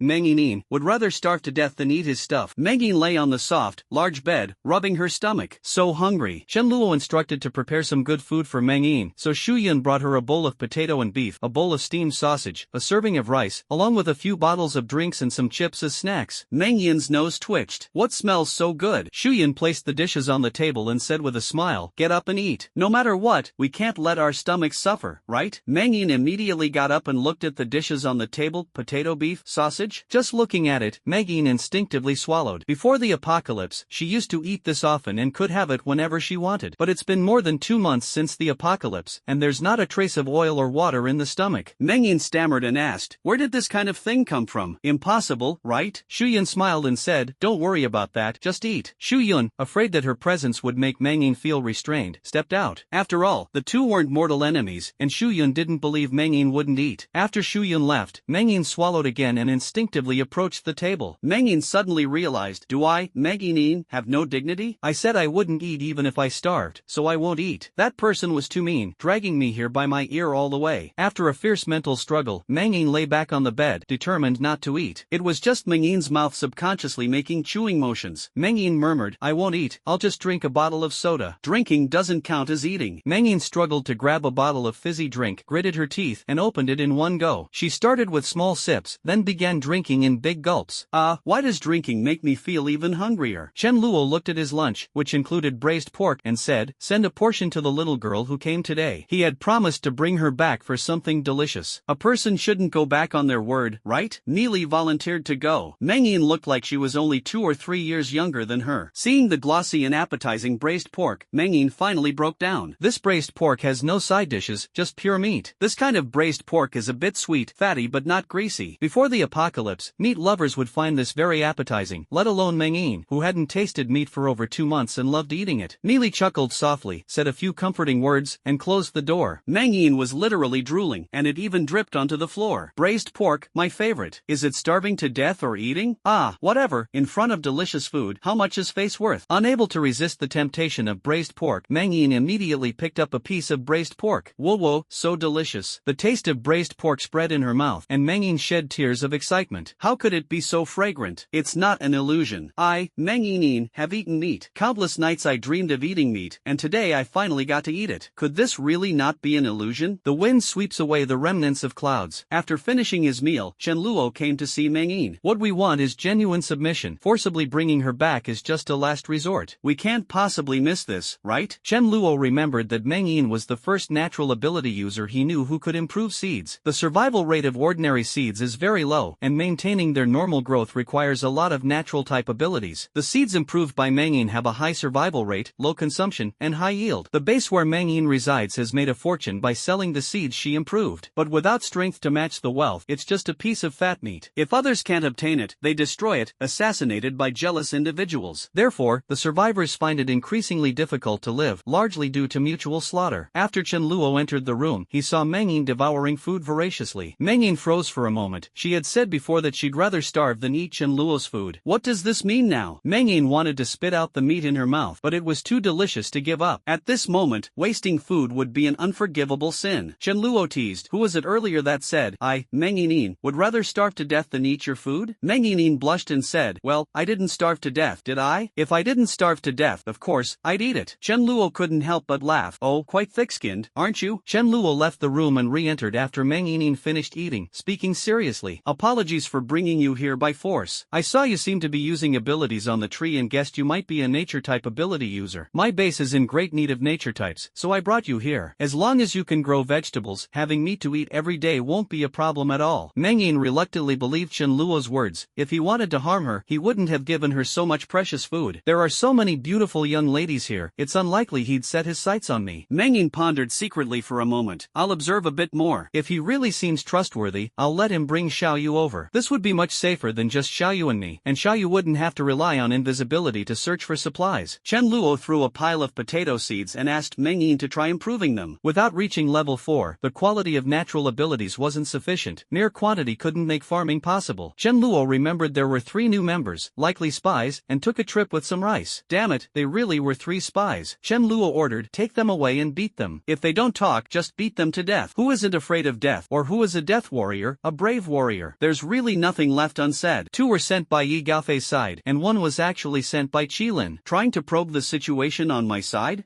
Report your situation first. The 2 sent out spies mainly because Chen Luo killed Zhou Mingliang in the street, and the fact that members were only recruited at level 3 caught their attention. Yi Gaofei had more people, so he sent 2. Xiaoyu, whom Yin called Little Fish, is a dark-type ability user who possesses attack skills and the rare ability of invisibility. At least invisibility is quite rare at the current stage. Relying on invisibility, Xiaoyu can easily search for supplies, but going out together with Yin is actually not ideal. Zombies' noses are slightly more sensitive than those of normal humans, but they are still far from being able to sniff out human presence. Can you sense if someone is approaching just by smelling? Xiaoyu spent an entire afternoon and surprisingly managed to make his way here. The reason? Xiaoyu had memorized the license plate number of Chen Luo's large truck. After circling around, he arrived at Chen Luo's place without any major incidents. The large truck was parked outside the residential area. Xiaoyu deduced that Yin was most likely in the villa district and decided to spend some time searching one by one. Xiaoyu first found a place to recover his abilities and then walked openly into the villa district. Xiaoyu was extremely worried in his heart. Could it be that Yin had been XX00? Please, no. Yin, I'm here to save you. At night, most of the rooms lit up. Xiaoyu tiptoed and ran quickly, deciding to try the first floor first. Usually, when Xiaoyu appeared near the Dharma King could smell the scent of a stranger if he sniffed carefully. But wasn't there the little red toy now? The Dharma King wouldn't sniff around for no reason either. Coincidentally, Xiaoyu discovered Yin. At this moment, Yin was devouring the family bucket of chicken Chen Luo had given her in the evening, savoring it with delight. Chen Luo had almost forgotten about this stuff. With a chef around, who would still eat this? Once a month was already more than enough. Yin's mouth was covered in grease, her face radiating a joyful smile. Xiaoyu stared blankly, his mindset completely collapsed. Tears involuntarily streamed down. I worry about you day and night, yet you're enjoying good food and drink? Xiaoyu had only eaten half a pack of instant noodles and drank some water in the morning, equivalent to not eating, barely managed to fill the stomach a little. At 11 in the morning, I found out Mengyin was missing. How could I still eat? From 11 a.m. until 6 p.m., I was searching for Mengyin the whole time. During this period, I didn't even feel like drinking water. My mind was entirely consumed with thoughts of how Mengyin might be suffering. It's been a whole day, my body is painfully hungry, and I'm feeling dizzy. After going through countless hardships to find Mengyin, it was thought she would be battered and bruised, but unexpectedly, Mengyin hadn't noticed Xiaoyu yet. In her left hand was a piece of fried chicken, in her right hand a bottle of soda, with crumbs of fried chicken hanging at the corner of her mouth, yet she didn't care at all. A whole bucket of family-sized fried chicken, enough for at least 2 people, was finished off by Mengyin alone. Mengyin let out a big, satisfied burp. It was so enjoyable. Xiaoyu watched Mengyin eating heartily, thinking about how he hadn't eaten or drunk anything all day because of her, filled with worry. His mouth was dry, and his stomach growled with hunger. He broke down all at once. It was just too unfair. Xiaoyu wasn't very old either, only half a year older than Mengyin, and couldn't hold back on the spot. First, tears started streaming down, and then came a loud why as she burst into tears. Woo woo. With her emotions fluctuating wildly, Xiaoyu couldn't control her abilities and revealed her form. Mengyin was stunned, looked out the window, and exclaimed in surprise, Xiaoyu? Xiaoyu cried even harder, you still remember me? Xiaoyu's crying first alerted the Dharma King, who bit down on Xiao Hong to prevent it from escaping, then quickly rushed over, pinning Xiao Hong under his paw and barking loudly. The pitiful Xiao Hong was pinned under the Dharma King's paw, becoming part of the background, its eyes filled with sorrow and helplessness. I won't run, can you not treat me like this? Xiao Hong also tried to escape, but it couldn't fly, and its speed was far from matching the Dharma King. Mengyin timidly said, this is my friend. The Dharma King didn't care. Do I know who you are? Shu Yun and the others were the closest and rushed over upon hearing the crying. Shu Yun saw that there was an extra Xiaoyu and broke out in a cold sweat in shock. There were guards outside the door, so how could there suddenly be a little girl? Someone had approached silently. If they had malicious intent, the consequences would be unimaginable. Mengyin said she was her friend, so Shu Yun didn't restrain Xiaoyu, only kept watching her. Chen Luo also heard Xiaoyu's crying, filled with endless grievance. He was eating at the time and found it very strange, so he came over to check the situation. Only then did Xiaoyu start to feel scared, somewhat panicked, and hid behind Mengyin, whose mouth was still greasy. Chen Luo asked, how did you get in here? If she sneaked in while no one was paying attention, Chen Luo would have to give each person on duty at least 10 hard slaps and starve them for 3 days. Mengyin quickly replied, she's my friend, can turn invisible, and came in invisibly. Chen Luo's eyes lit up. Invisible? This is truly a very rare ability, even more impressive than the summoning type at this stage. Mengyin's friend? A 2-for-1 deal? No wonder when giving Mengyin the fried chicken, she seemed hesitant to speak, probably wanting to mention that she had companions but hadn't decided whether to say it or not. Chen Luo dismissed the others and said kindly, I saw Mengyin alone by the roadside. It's so dangerous for a young girl to be out there, so I kindly brought her back. Look, isn't she doing just fine here? We have so many young ladies around, it's great to have someone to keep her company. There's water, electricity, and plenty of food. Xiaoyu nodded as if suddenly understanding. Looking at Chen Luo holding the cat, with his kind demeanor and a face that wasn't intimidating at all, he appeared warm and approachable. A heart slowly settled down. Chen Luo welcomed Xiaoyu into the room. Mengyin guessed that Xiaoyu probably hadn't eaten yet, so she pleaded, Big brother, do you have any fried chicken left? Give Xiaoyu a portion, and I promise to behave well in the future. Chen Luo glanced at Mengyin and thought, using my stuff to gain favor? Can't I deliver it myself? Chen Luo said seriously, Mengyin, since you just arrived today, I'll let you have something good. Starting tomorrow, you'll follow the standard treatment for regular members. Once you successfully grow vegetables, I'll directly promote you to elder-level treatment. Desire is the driving force behind human progress. If Mengyin is given lavish meals every day, how can she stay motivated? She might just turn into a salted fish. In the afternoon, Mengyin talked with others and learned about the hierarchy here. Chen Luo smiled and said, Xiaoyu, since you just arrived today, you can have a portion if you want. In the future, with special performance, you can continue to be rewarded. I get one too. Xiaoyu was momentarily stunned. Watching Mengyin eat fried chicken, some tears seemed to flow from the corners of her mouth. So many chickens here? It seems like I just saw a dog using a chicken as a toy. Not being familiar with Chen Luo, Xiaoyu wanted to refuse, but somehow the words just wouldn't come out. An irresistible temptation. Chen Luo pretended to use the walkie-talkie to ask Mayu to make a copy. Chen Luo inquired about Xiaoyu's level. Like Mengyin, both were at level 2. Neither of them had a team, and Xiaoyu had only recently mastered invisibility. It's not that the two have poor aptitude, but they lack sufficient crystals. Xiaoyu is now at the peak of level 2 and can already maintain invisibility for 6 minutes. Chen Luo was a bit surprised. That long-lasting? The same skill consumes different amounts of abilities for different people. Voidwalk, in his previous life, Chen Luo only mastered it at level 9. Reborn. When he first learned it, a single void walk would completely deplete all of Chen Luo's abilities. The consumption was too high. After countless improvements by Chen Luo, the consumption became minimal, while the consumption of other skills basically remained unchanged. Otherwise, why would people say Chen Luo's void walk is insanely good? Does Xiaoyu have a natural talent for stealth? The invisibility ability is incredibly useful. It can be used for detection and exploration, such as investigating Zhao Hai's base. With extended invisibility time, wouldn't it be easy to figure out how many people are there, their distribution, and where the supplies are stored? Additionally, it can be used to track down the whereabouts of mutants. If a mutant dies and its level isn't high, its crystal can be extracted. In many situations, it's even more effective than Chen Luo's void walking. Chen Luo thought to himself, this is a promising talent that needs focused cultivation. Many dark element users, even at level 10, may not necessarily master invisibility. Fried chicken is here. After Chen Luo went back, he used a big bowl to hold the fried chicken and brought it to Xiaoyu. Xiaoyu subconsciously swallowed. Chen Luo chuckled softly and left for a while, saying too much is not as good as letting Xiaoyu and Meng Yin experience it slowly. Our place is truly wonderful. As soon as Chen Luo left, Xiaoyu fiercely said to Meng Yin, go away, don't bother me while I'm eating fried chicken. Meng Yin awkwardly smiled and walked away. Xiaoyu looked around and started devouring the food ravenously, eating even more wildly than Meng Yin, to the point of choking. When Chen Luo returned, he saw Xiaoyu clutching her stomach, with oil stains on her lips and the corners of her mouth. Chen Luo clicked his tongue, truly a buy one get one free deal. Chen Luo didn't say much, giving the two some level 3 crystals so they could advance to level 3 sooner. Meng Yin and Xiaoyu looked around, thinking how kind the big brother was giving them food and crystals. It felt somewhat like a dream. Xiaoyu suddenly burst out, well, Meng Yin, I was worrying about you, and you're here enjoying yourself? With such a nice place, you didn't even think to invite me? Meng Yin said weakly, I was just trying to confirm things. I was picked up, you know. How about I turn into a little rabbit and let you pet me? Chen Luo gave Xia Haoran a level 4 meat system crystal to help him advance to level 4 more quickly. He deducted 300 points from Xia Haoran. Xia Haoran had too many points, already totaling 1128, which was very close to the Elder's 1500. Xia Haoran didn't mind. Although earning points had become more difficult now, he could still easily earn 30 to 40 points a day. Chen Luo said, let me know when you advance to level 4. The 4th level physical system allows selective tempering of one's body parts. Chen Luo suggested that Xia Haoran focus on tempering his hands to avoid unnecessary detours. If the Dharma King knew about this, he would probably exclaim in surprise on the spot. Back then, the 4th level crystal I obtained was worth only 100 points, and you turned around and sold it for 300 points? This is the middleman profiting from the price difference. When Chen Luo returned to the villa, the Dharma King was playing with Xiao Hong. Xiao Hong lay on the ground, too lazy to move, with a look of utter despair. Seeing Chen Luo, the Dharma King looked at him nervously. He wouldn't turn Little Red into fried chicken, would he? Master, Little Red is mine. Little Red was so energetic when she came this morning, but now she looks like she's almost out of breath. If the Dharma King keeps tormenting her like this, how many more days can she survive? Chen Luo scolded, is this how I told you to look after it? Will it stop laying eggs without you? Take good care of it, and stop pressing it under you all the time. After thinking for a moment, Chen Luo gave Xiao Hong 2 level 3 crystals. F.A.Y. If Xiao Hong doesn't know how, teach it how to absorb them. At Jiang Long's place, there aren't many crystals, not even enough for people, so how could they spare any for a chicken? Even if it's enough, I doubt anyone would think that chickens could absorb it, right? If Xiao Hong could grow up, would the taste become even more delicious? Or perhaps lay more eggs? Back in the room, Chen Luo was still absorbing level 3 crystals. There weren't many level 4 ones, so it was better to absorb a large number of level 3 crystals and save the level 4 ones for outstanding members. Unless it's a level 6 crystal, it won't have a significant effect on Chen Luo. Level 4 and level 5 crystals aren't as effective anymore, considering Chen Luo is already at level 5. As for rice, it is the top priority for Chen Luo to cultivate. Although the ability of rice to predict events is extraordinary, it can currently only sense things that will happen within about 10 minutes. Even for Chen Luo, Mili, Ling, and the others, rice can at most sense whether danger will occur within half an hour. It is still unable to perceive events several days ahead or even further into the future. This probably requires upgrading the level of the rice. The next day, Meng Yin stayed at the base, focusing on dealing with the seeds. As long as she worked with the seeds every day, it was enough. Xiaoyu, Chen Luo didn't let her go out to search for crystals. She had just arrived, so she couldn't be made to do such dangerous tasks. Her level was also low. They would wait until she reached level 3. Chen Luo instructed Xu Yun to take her along for some training and reminded, pay special attention to her. Chen Luo then followed Mi Ling and Mi Li out. Only through combat can one better comprehend skills. Chen Luo controlled his strength to the 3rd level, matching the zombie's level, in order to better push himself. Chen Luo set a goal for himself. If he couldn't comprehend a new skill within 3 months, he would let the Pope slap him again. again. Mi Ling mastered a new skill, Fire Serpent Dance, allowing her supernatural power to take the form of a snake. After killing a zombie, it doesn't disappear and continues to kill more zombies. Although Mi Ling is at level 4, she still cannot use large-scale skills due to insufficient supernatural power. Even if she could, the effect wouldn't be significant. At most, it would cover a dozen meters. What's the use? Are the zombies going to line up closely for you to kill them? Upon returning, there was an additional person outside the base. It's Zhao Hai's subordinate, Song Ling. Song Ling respectfully said, Brother Chen, Qilin has invited Brother Hai to his place, probably to discuss dealing with Yi Gaofei. He has also invited quite a few people, including you. Brother Hai wants to know your thoughts. If you're going, he'll go with you. Although Zhao Hai didn't introduce Chen Luo much and didn't reveal how formidable Chen Luo was, Qilin knew that Chen Luo only recruited level 3 members, so his strength must be extraordinary. Chen Luo was taken aback. Are they planning to deal with Yi Gaofei so soon? That's true, Yi Gaofei is aggressive. Without a quick response, how could one deal with him? There's no time to waste. It shouldn't be a head-on clash, right? How many people would die? Or perhaps, in a battle of this scale, do the current survivors even have the courage to engage in such a fierce fight? I'm afraid that once the fight starts, at least half of them would slip away halfway through. Chen Luo was curious about how Qilin and the others would deal with Yi Gaofei, knowing the time of the battle. Perhaps when Long Yu was in danger, he could step in and save him. Wouldn't this make winning him over a matter of course? Chen Luo readily agreed. At 5 in the afternoon, Chen Luo went alone to Zhao Hai, while Zhao Hai took more than 50 people to Qilin. He doesn't have Chen Luo's courage to face things alone. If it weren't for Chen Luo, he would only bring more trouble. On the way, Zhao Hai carefully recounted Qilin's deeds to Chen Luo. Ruthless and cruel, bold and arrogant. Would someone like Qilin tolerate becoming a subordinate and gradually being sidelined by Yi Gaofei? Qilin's base is located in a resort, with a very nice environment. When the apocalypse occurred, Qilin was already there. This was originally developed by Qilin himself, and at the time, he was relaxing with a group of his subordinates. Quite a few people came, more than a dozen bosses showed up. Each of these people had hundreds of subordinates under them. Small groups like Deng Xianhong's, which only had over 20 people, were not even invited by Qilin. Qilin laughed heartily and warmly welcomed everyone. For such a gathering, it wouldn't be right if Qilin didn't host a banquet. Everyone sat around a large round table outdoors. After passing out a round of cigarettes, Qilin said, That kid Yi Gaofei is simply going too far. Can't we all just develop on our own? His ambition is too big. He wants to swallow us all. Don't even mention him. Even if his old man were still alive, he wouldn't dare talk to me like that. Zhao Hai laughed and said, Brother Qi, you're not exaggerating. When it comes to wealth, you're no less than Yi Gaofei's family. Besides, Yi Gaofei is just an heir, not the one in charge. Qilin laughed heartily and said, Let's not talk about pre-apocalypse wealth. It means nothing now. Today, we're all brothers here. After chatting aimlessly for a while, Qilin said, Doing it the way Yi Gaofei does, we actually don't need to intervene. It won't take long before he collapses on his own. There's no way he can support so many people. That communal pot system of his sounds good in theory, but can it really work in practice? But he's being so aggressive, trying to take us out first. That can't be tolerated. Yi Gaofei, I have a way to take him out. Once he's dead, his base will fall into chaos. By then, we'll bring our people, block them off, and trust me, there won't even be a fight. Then, we'll all watch as his men are divided. Let's not beat around the bush. I'll take care of killing Yi Gaofei, but I want 30% of the supplies there. Chen Luo squinted his eyes. Does Qilin have a way to kill Yi Gaofei? Could it be that Yi Gaofei was killed by Qilin? Qilin putting in the effort and taking 30% alone isn't too much anymore, and once the others run out of supplies, they might turn on him. Someone asked, Brother Qi, can you talk about how to take down Yi Gaofei? Qilin smiled without saying a word. Qilin said, Alright, those willing to deal with Yi Gaofei, make your stance clear. Except for Chen Luo, even Zhao Hai nodded. Not only could they deal with Yi Gaofei, but they could also seize his people and resources. Chen Luo shook his head. I have too few people, so I won't participate. Qilin chuckled coldly and said in a sinister tone, Do you know there's a tradition? When two sides fight, they kill the spectators first. When two sides battle, they kill the spectators first? Zhao Hai was just about to take a small sip from a bottle of mineral water, but upon hearing this, his hand trembled slightly. Do you think your life is too comfortable that you dare to provoke him? Chen Luo was also slightly stunned. Is he really this overbearing, forcing me to participate? If I don't participate, he'll kill me? Before coming, Zhao Hai said that Qilin is ruthless and daring. Sure enough, his courage is indeed big. Qilin sneered and said, Are you hoping for both of us to suffer losses so you can reap the benefits? The others' gazes also turned toward Chen Luo. Isn't someone just watching the show usually looking to take advantage? Watching others fight to the death while preserving their own strength? Keep dreaming. A man wearing glasses and sporting somewhat dirty long hair took a drag of his cigarette and sneered coldly. I figure, maybe they're planning to ambush our base and seize our supplies while we're busy fighting. Zhao Hai felt that he needed to do something at this moment. If he stayed quiet, quiet and watched from the sidelines, he might end up being the unlucky one. Even if Chen Luo didn't say anything, he would still feel displeased. On the contrary, standing on Chen Luo's side at this moment could win more of Chen Luo's favor. Zhao Hai stood up and said seriously, Brother Qi, I guarantee that Brother Chen Luo absolutely doesn't have that kind of thought. He simply doesn't want to get involved in this dispute. Zhao Hai recalled what Chen Luo had said the day before yesterday, kids fighting, he didn't want to get involved. Although it sounded a bit pretentious, it was the truth. Qilin snorted coldly, I never believe in words, only actions. I'm just giving you, Da Hai, a bit of face, otherwise, how could he still be sitting? He'd only be able to kneel and speak. Zhao Hai directly gave up trying. Fine, you're impressive. I won't say much more, saying anything is useless now. I'm afraid Chen Luo has already sentenced you to death. Chen Luo generally doesn't smile in front of others, unless he can't help it. Chen Luo actually laughed, so you're saying you're very brave, huh? I really want to see what makes you think you can make me kneel. Come on, show me if you have what it takes to make me kneel. As soon as Chen Luo finished speaking, some of Qilin's underlings around the table immediately pointed several guns at Chen Luo, including 2 homemade shotguns. Chen Luo sneered, this thing? Qilin said viciously, I can tell, kid, you've got some skills. You must be like Yi Gaofei, a level 4, right? Not bad skills, and damn bold too. Young and fearless, coming here all alone. But I don't believe a level 4 can handle hundreds of people. You must have crystals on you, otherwise you wouldn't have grown so fast. Hand over the crystals, then write a letter to summon your people to join us. When confronting Yi Gaofei, stand at the front, and I'll let you go. Chen Luo was somewhat taken aback. No wonder Qilin suddenly wanted to deal with him and even planted a spy in his base. It turned out they had guessed his level, assumed he had crystals, and thought his unwillingness to participate was just an excuse. This was Qilin's stronghold. If they obtained Chen Luo's crystals, they would naturally belong to Qilin. No one else would dare to compete with him. Qilin coldly ordered, search him. Such a precious item must be on him. If not, take him as a hostage. Chen Luo, I advise you to stay still, or the consequences will be ugly. Qilin stood up and moved a bit further away from Chen Luo to prevent this level 4 from suddenly attacking, while someone sent out a signal, summoning a large group of people. Several burly men, exuding a fierce aura, were about to pin Chen Luo down, their hands all over him. Are you kidding? Could the crystal Chen Luo hid have been discovered by them? It was impossible to find out, but Chen Luo couldn't let them search him either. What about his innocence? To be honest, Chen Luo didn't want to make a move on Qilin. Qilin would kill Yi Gaofei, and if Qilin were gone, Yi Gaofei might not die, and the situation might not unfold like it did in the previous life. It would be best if Yi Gaofei didn't die at his own hands. If someone else could do it, let them do it. But at this moment, not making a move was no longer an option. Chen Luo flipped the table toward the gunman and quickly lunged at Qilin. Qilin, having experienced countless storms, remained calm and retreated into the crowd. But he underestimated Chen Luo's explosive speed and also underestimated this level 5 old 6. I'm not level 4. The distance between Chen Luo and Qilin was less than 20 meters. Although there was a crowd in the way, the force of Chen Luo's high-speed movement directly sent the obstructing people flying. Gunshots rang out, but Chen Luo paid no attention. Even when they hit him, he felt nothing. Before Qilin could dive deeper into the crowd, Chen Luo caught him in the palm of his hand in an instant. Among hundreds of people, he easily took the enemy general's life. Qilin was shocked in his heart. Is the gap really this big? Although shocked, Qilin was not flustered. He had over 400 people, and with the subordinates of the other bosses, there were more than 1,000 in total. No matter how powerful you are, can you fight against 1,000? Qilin remained calm and composed, exuding the demeanor of a big boss, and said, do you dare to kill? Before the words were finished, Chen Luo slapped him hard across the face. Chen Luo controlled his strength, as there were still questions that needed Qilin's answers. Chen Luo chuckled lightly and said, let me ask you, how are you planning to kill Yi Gaofei? That slap wasn't very damaging, but its insult was overwhelming. Qilin couldn't even remember the last time he'd been slapped like that. For someone as proud and arrogant as him, it was truly humiliating. Qilin, with reddened eyes, said, go ahead, if you have the guts, kill me,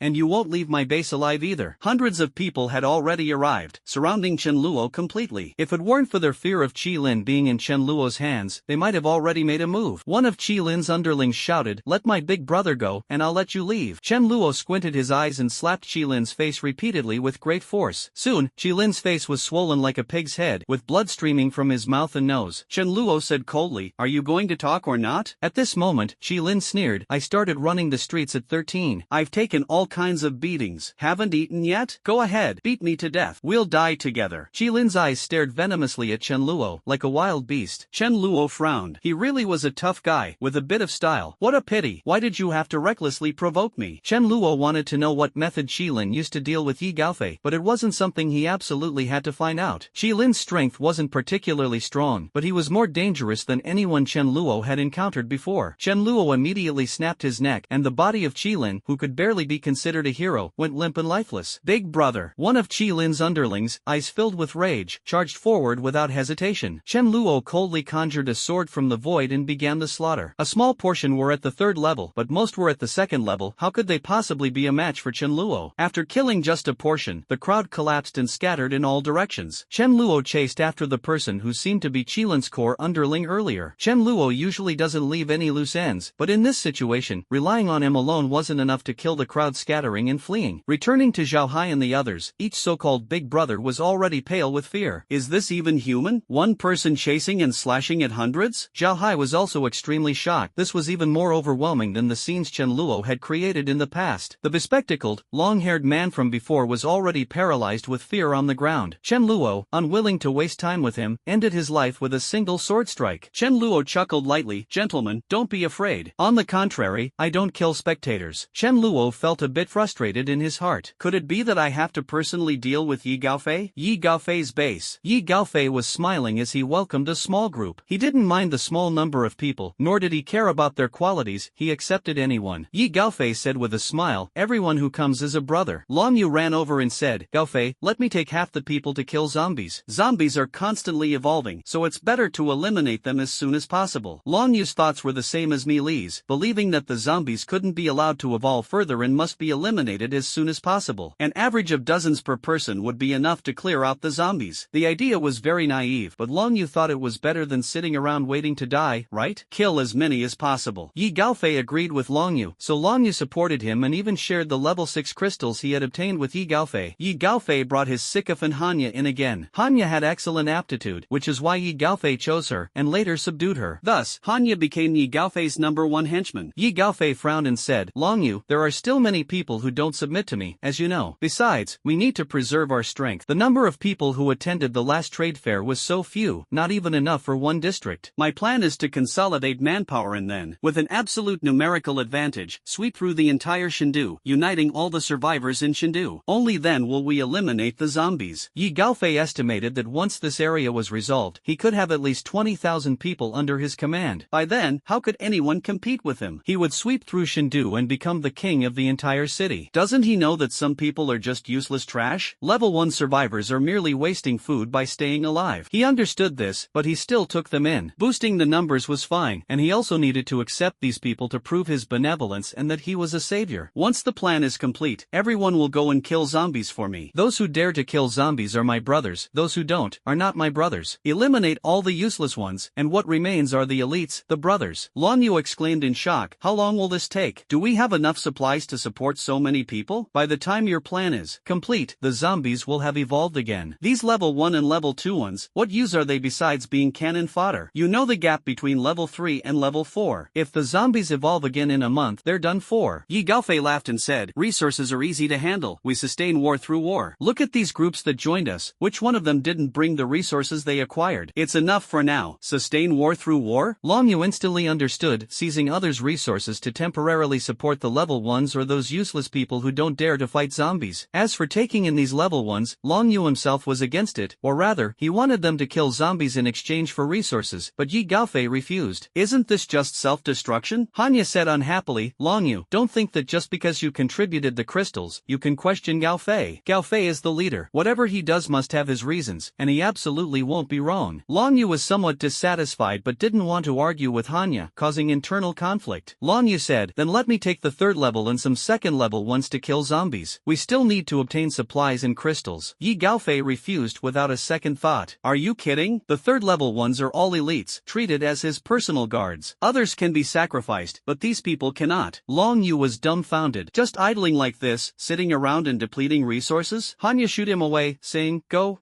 whoever wants to kill with you, take them alone. Long Yu, feeling frustrated, went to look for manpower. The survivors in the base are also divided into a hierarchy, but it is directly based on the level of their abilities. Long Yu first arrived at the level 1 area. They are the ones who should be fighting the most. These people lay on the ground, the air was stifling, and almost everyone had vacant eyes, scattered spirits, waiting for death, no different from livestock. Seeing Long Yu, some people suddenly perked up. Is it mealtime? Long Yu said, who is willing to go with me to kill zombies? A deep voice of disappointment sounded. No matter how hard Long Yu tried to persuade, it was useless. If I dared to kill zombies, would I still be at level 1 now? Forget it, please. Long Yu sighed. What use is it to keep these people? Long Yu went to the second level area. Not doing it, not doing it. Brother Long Yu, to be honest, we can sit, lie down, and play here while still having food to eat. Why risk our lives to get supplies for that bunch of useless people? Either way, we still get to eat. Only a fool would go. The obtained supplies must all be handed over and distributed fairly. Even though we are level 2, the good stuff never comes our way. Level 3 zone. Brother Long Yu, our task is to guard the base. What if we go out and get ambushed by others? Besides, without Brother Gao Fei's orders, we can't leave either. It's not that no one is willing to follow Long Yu. More than 40 people are willing to go out with him to kill zombies. It's just that the proportion is too small. Only 1 out of 30 people. Long Yu was feeling down. This was not what he had imagined. Yi Gaofei said the trade fair would end, and now he was saying they would consolidate the capital. Could the next step be to unify the entire country? Killing zombies still had to be done. Long Yu walked to the door, where a man sobbing uncontrollably was holding a woman covered in dirt, lifeless, and even beginning to rot and stink, and approached Long Yu. Brother Long Yu, you have to stand up for me. 3 days ago, I went out with you to kill zombies, and when I came back, my wife was missing. Someone secretly told me, and I found her in a pit. It was Yu Lingjiao who did it. Long Yu also knew about this matter. The men went out to kill zombies, the women stayed behind, and when they returned, the women were gone. This was yet another beautiful woman who had gone missing in the base. Yu Lingjia, Long Yu knew, was a level 3 ability user. Long Yu's eyes narrowed. Are you sure? The man cried loudly, if the information is wrong, can I find my wife? Damn it, there's not a shred of humanity. Long Yu took a deep breath, his face icy cold as he walked toward the 3rd level zone. Long Yu, a 4th level, had good hearing and could faintly hear some unpleasant words coming from inside the house. Ha, what a pity, didn't get to play much before she died. Guess I'll have to find another one. Long Yu clenched his fists, broke through the door, and was about to interrogate Yu Lingjia when Yi Gaofei arrived. Someone reported the incident at the community entrance to him, and he rushed over immediately to prevent anything bad from happening. Yu Lingjia saw Yi Gaofei and instantly looked at him like he was a savior, staring at him eagerly. Long Yu's face twisted slightly. I heard everything. Shouldn't someone like this die? Yi Gaofei said calmly, Yu Lingjia may have made mistakes, but they are not deserving of death. His value far surpasses that of others, and in the future, he can kill more zombies to atone for his sins. Long Yu sneered coldly, value? Then my value is greater than his, right? Right now, I just want to kill him. Yu Lingjia said in terror, Brother Fei, save me. I took the blame for you. Yu Lingjia's words caused both Long Yu and Yi Gaofei's expressions to change drastically. Yi Gaofei glared angrily at Yu Lingjia. Are you a pig? Yi Gaofei had no other hobbies, just a fondness for women, which everyone familiar with him knew. Beautiful women are rare, but when the base number increases, a few naturally appear. Looking at one beautiful young lady after another, and young wives, Yi Gaofei couldn't help but feel restless. He was reluctant to do it himself, so he selected a few trusted subordinates to help, and even Hanya lent a hand. Hanya was truly a sycophant. Even before the apocalypse, she was already fawning over Yi Gaofei. Otherwise, with just decent talent, Yi Gaofei wouldn't have so easily given her the crystal to use. After Yi Gaofei was done playing, he handed it over to Yu Lingjie and the others to clean up the mess. They handled it beautifully, cleaning up after Yi Gaofei thoroughly. But if one wishes to keep it secret, they must not act. When Lingjie and the others were transferring and burying the body, they were discovered. The person who discovered it did not dare to speak out publicly and could only secretly inform the victim. Long Yu was no fool. Lingjie's words instantly made Long Yu realize that the mastermind behind this was Yi Gaofei. Long Yu glared angrily at Yi Gaofei, finding it somewhat unbelievable. One may know a person's face but not their heart. Yi Gaofei opened his mouth but didn't know how to explain. Hanya, on the other hand, spoke without much thought. Gaofei manages countless affairs during the day, worrying about the entire base. What's wrong with him playing with a few women at night? Keeping his mood pleasant helps him make clear decisions and ensures more people survive. Is there something wrong with that? Long Yu was dumbfounded, feeling as if his worldview had been completely shattered. Long Yu knew that Hanya and Yi Gaofei were very close, but could they still play like this? Yi Gaofei rubbed his head in frustration. It could have been salvaged earlier, but now, what else can I say? A bunch of useless teammates. Long Yu said coldly, we don't share the same path, farewell. Staying here any longer, Long Yu felt like he was going to throw up. Although he wanted to avenge those women who had died, he knew that he alone was no match for the combined forces of Yi Gaofei and Hanya. Most of the third-level individuals here didn't listen to him either. Behind him were some people willing to follow him to kill zombies. Fighting desperately with Yi Gaofei here would be too foolish. Long Yu faced Yi Gaofei, his body continuously retreating. After reaching a safe distance, he left with some people. Long Yu also had some trusted followers, as well as people who agreed with his ideas. Hanya anxiously said, Gaofei, take action. Long Yu is bound to be trouble sooner or later. What if he spreads your secrets? Yi Gaofei sighed. sighed and said, how can I take action in front of so many people? Long Yu can control metal, and he's quite formidable. We don't have many people here, and among the level 3 ones, quite a few have good relations with Long Yu. Asking them to act against him is unrealistic. To put it bluntly, they still don't dare to risk their lives. When have Yi Gaofei and Hanya ever fought desperately? Yi Gaofei sighed again in his heart. Morale is a bit scattered, and the team is hard to lead now. Yi Gaofei's heart stirred, and he said, spread the word, Long Yu bullies men and oppresses women, losing his humanity. Considering his past contributions, I'll let him off this time. Hanya was stunned for a moment, then burst into laughter. Gaofei, your mind really works fast. Most of those who learned the truth followed Long Yu, leaving behind Yi Gaofei's accomplices. Yi Gaofei still held the highest prestige in the entire base. As long as everyone spread the word, this blame would undoubtedly fall on Long Yu. Having witnesses is useless, only physical evidence, such as videos, can turn things around. Long Yu left the base with over 40 people, feeling a bit lost and unsure of where to go. Long Yu glanced back and muttered to himself, I was still too naive, thinking I could get everyone to join in killing zombies. It's not that simple. Chen Luo looked at a group of leaders trembling in front of him, yet he appeared somewhat troubled. If Yi Gaofei doesn't die, how can I subdue Long Yu? Just like Zhao Hai's subordinate Songling, Chen Luo thinks he's not bad. Although his strength is average, he's efficient in handling matters, speaking appropriately to people and adapting to situations. Songling has followed Zhao Hai for over 10 years, so how could he betray him? If he did, Chen Luo wouldn't feel at ease taking him in. But if Zhao Hai dies, it's a different story. As long as Songling isn't out of his mind, he will definitely come to seek refuge with Chen Luo. But Zhao Hai must not die at Chen Luo's hands. Although Chen Luo would act very discreetly, the risk of exposure cannot be ruled out. If Songling finds out, he will definitely hold a grudge. Similarly, Yi Gaofei had better not die at Chen Luo's hands. This is also why Chen Luo refrains from taking action, wanting Qi Lin to handle it instead. I don't know anything, and I didn't do anything. But Qi Lin is now dead. Chen Luo pondered in his heart, the relationship between Long Yu and Yi Gaofei is definitely not as close as Zhao Hai and Songling. I'll observe for now. Maybe Yi Gaofei didn't die at Qi Lin's hands but at someone else's. Or perhaps Yi Gaofei's base, with the way he managed it, collapsed on its own. Zhao Hai said, I arranged for a trusted aide to take a dozen people and join Yi Gaofei. Any news from there can be relayed to us promptly. Chen Luo smiled and said, with Yi Gaofei accepting people like that, it's way too easy for spies to get in. How about we all join him together and bankrupt him by eating him out of house and home? Chen Luo addressed the group of leaders, everyone, rest assured. As long as no one provokes me, I never stir up trouble on my own, nor will I covet your people like Yi Gaofei does. I can't afford it. Who knows, we might even have opportunities to collaborate in the future. A group of bosses lowered their heads and nodded repeatedly. Mr. Chen, rest assured, even if we were given the courage, we wouldn't dare provoke you. We will definitely keep our subordinates in check and make sure they give way whenever they see your people. Mr. Chen, if you need anything, just let us know. We won't refuse if we can be of help. I have a large batch of meal kits. I'll have someone send a batch to you when I get back. Zhao Hai sighed. Yi Gaofei was also from a prominent family, so why was he so selfish, wanting to stuff himself while starving everyone else? The gap between him and Chen Luo was too vast. But before, I was the only one clinging to the big shot. From now on, I'm afraid there will be plenty of people competing with me for that. Among Qi Lin's subordinates, Chen Luo only managed to kill a small portion. He wanted to do more but lacked the strength to wipe them all out in one move, so most of them escaped. For the vast majority of people, they wouldn't harbor thoughts of revenge against Chen Luo. They lack the courage, and there's no need. If the boss is gone, I'll just find another boss. But the lackeys who had followed Qi Lin for quite some time wouldn't give up so easily. Qi Lin was ruthless to outsiders, but he took good care of his own people. There were over a dozen brothers willing to risk their lives for him. Most of them were killed by Chen Luo, but 4 managed to escape. After they met, their hearts were filled with anger. What do we do now? Level 4, is it really that terrifying? Damn it, he's not the only level 4. Let's go find Yi Gaofei. They have 3 level 4s over there. They'll definitely be able to deal with him. Exactly, Yi Gaofei surely won't tolerate such an uncontrollable level 4 either. Let's go find Yi Gaofei. It was quite easy to locate Yi Gaofei's base. Qi Lin's underling arrived at the base and promptly reported this information to Yi Gaofei. At the same time, they also mentioned that Chen Luo was planning to unite with others to resist Yi Gaofei. They exaggerated Chen Luo's threat as much as possible. There's another level 4? Yi Gaofei squinted his eyes. Not only a level 4, but he also planned to unite with others. Originally, Yi Gaofei's base had only about 1,200 people, but now it has over 4,000. Most of them are small groups or individuals who fled from other bases. A group of hundreds of people still hasn't joined. Some things can't be resolved just by talking. They acknowledge Yi Gaofei's strength, but whether the base is suitable still needs to be assessed. More than a dozen groups have come, and some, after seeing Yi Gaofei's base, even dogs would shake their heads. How could it possibly support so many people? After all, it's a major decision, and everyone says they need a few days to think it over. It wasn't a big deal to begin with. It wasn't something that could be completed in a day or two, so Yi Gaofei wasn't in a hurry. But now there's Chen Luo. If he teams up with others, their numbers will only exceed his own. What if they come directly to cause trouble for him? Those people now only have more numbers than him. Long Yu also left with dozens of people. Yi Gaofei then realized that he had been too hasty and overly idealistic. Many people had not joined, and instead, he had offended a large group of people. However, the die was cast, and it was too late to regret. At this moment, the only thing he could do was to kill the leader of the opposing side before they finished uniting. This would demonstrate strength and intimidate the others. Although a level 4 is formidable, it's nothing compared to sheer numbers. With both me and Hanya as elemental users attacking together, and subordinates holding the line, how could a single level 4 opponent stand a chance? Yi Gaofei sneered. The other side might also have an advanced crystal, but who would be as generous as me to share it with others? I have 2 level 4s, while you only have 1, plus over 50 level 3s. As for level 2s, who knows how many there are? And you think we can't handle your small base of 200 or 300 people? According to the ratio, there are at most 20 or 30 people at level 3. Not to mention, a large number of people are now joining me. Yi Gaofei ordered, start cooking. Each level 2 and level 3 gets 1 bottle of Red Bull and 1 sausage. Yi Gaofei took over a Red Bull warehouse, with more than 10,000 bottles of Red Bull still available, along with plenty of other beverages. No time to lose, act tonight, 2,000 people will suffice. Chen Luo returned to the base. The matter with Long Yu cannot be rushed. It's not that Long Yu must be recruited, but efforts must be made. Growing to the king level is extremely rare, especially for someone of the metal type. Once Long Yu grows a bit, everyone in the base will have suitable weapons. Can having weapons and not having weapons be the same? Leaving things to fate is too ridiculous. If I really left things to fate, stayed at home lying around, and didn't strive for anything, Millie wouldn't even be my wife right now. At the same time, Yi Gaofei also posed a threat to Chen Luo. If he really managed to gather tens of thousands of people, regardless of when he might collapse, before that happens, he would definitely pose a potential threat to him. After finishing his meal, Chen Luo also began absorbing the crystals. If he kept absorbing third-level crystals, Chen Luo estimated it would take about 20 days to reach level 6. In his previous life, when Chen Luo was at level 5, he was absorbing 4th-level crystals. At that time, zombies had already evolved to level 4, making it easy to obtain 4th-level crystals. If he absorbed all the high-level crystals in his hand, it would take about 10 days. Chen Luo absorbed more crystals, so it took him a bit more time. Absorbing it, he suddenly heard Xia Haoren shouting excitedly outside the villa, "Big brother, I've evolved to level 4. The level 4 crystal had been given to Xia Haoren 2 days ago, and he was already close to advancing. His evolution at this moment was only natural. Chen Luo had instructed him to inform him immediately after evolving. Chen Luo couldn't help but complain, "Luckily I wasn't in the middle of something, otherwise, with your shouting, I might have." Taking the crystal, Chen Luo went downstairs and said with a smile, "Come on, to your room." Once there, Chen Luo said, after reaching level 4 in the physical system, the crystal will continuously emit energy to temper your body. This energy can be controlled to refine specific areas in the physical system. Apart from the essential vital areas, such as the head and heart, I think it's best for you to focus the remaining energy on tempering your fists. Xia Haoren thought for a moment and said, "I used to practice boxing, and I also feel most comfortable using my fists. Since you're suggesting this, I definitely have to give it a try." Chen Luo nodded with a smile. Fists are Xia Haoren's trademark. Everyone's physique is different, and even if others temper their fists, the effect could never compare to Xia Haoren's. These fists, like iron sand palms, can withstand spells of the same level while possessing unparalleled strength and dominance. In his previous life, when Xia Haoren was at level 10, he could handle 3 level 10 opponents simultaneously with ease. Reaching the king level, one might be able to fight 2 opponents at once, but any more than that would be unrealistic. Those who reach the king level are all exceptional talents, true elites among people, forged through blood and tears, with extremely rich combat experience. Even after reaching the king level, Chen Luo still wasn't a match for Mi Ling. There's no helping it, I reached the king level by playing it safe, and I'm best at running away. While chatting with Xia Haoren, Chen Guan, who was on duty, urgently contacted them via walkie-talkie. "Big brother, Zhao Hai has fled to us for refuge, saying that Yi Gaofei has arrived." Chen Luo's expression changed. Yi Gaofei has arrived? Yi Gaofei doesn't know the exact location of Chen Luo's base, but Qi Lin's underlings do. They know Chen Luo is near Zhao Hai. Find Zhao Hai, and you can find Chen Luo. How could Zhao Hai have the strength to deal with Yi Gaofei? A few hundred people against 2,000? Not to mention, he knew Yi Gaofei had 3 level 4s on his side. Upon learning that Yi Gaofei was coming with his core followers, he fled through the backyard of the neighborhood. Zhao Hai had already prepared an escape route in advance. When faced with something he couldn't resist, he would just run. Where did he run to? Do you even need to ask? After holding onto that big thigh for so long, it wasn't for nothing, was it? While Yi Gaofei was still searching for for him, he immediately drove to Chen Luo's place to seek refuge. Zhao Hai cursed under his breath, "Damn it, having more people really is impressive, it won't overwhelm you." When Zhao Hai saw Chen Luo, he smiled bitterly and said, "Chen Luo, Yi Gaofei will probably be here soon, better get ready." Chen Luo remained expressionless, thinking, why would Yi Gaofei come looking for me? I'm very low-key. Could it be that Qi Lin's underling has defected to Yi Gaofei? It seems that's the only explanation. Otherwise, hiding in a secluded corner, there's no reason to come after me. Chen Luo cursed inwardly. The one time he didn't eliminate a potential threat, it indeed came back to cause trouble. But you've got the wrong person. If Long Yu had come along, it might have been necessary to forcibly subdue him.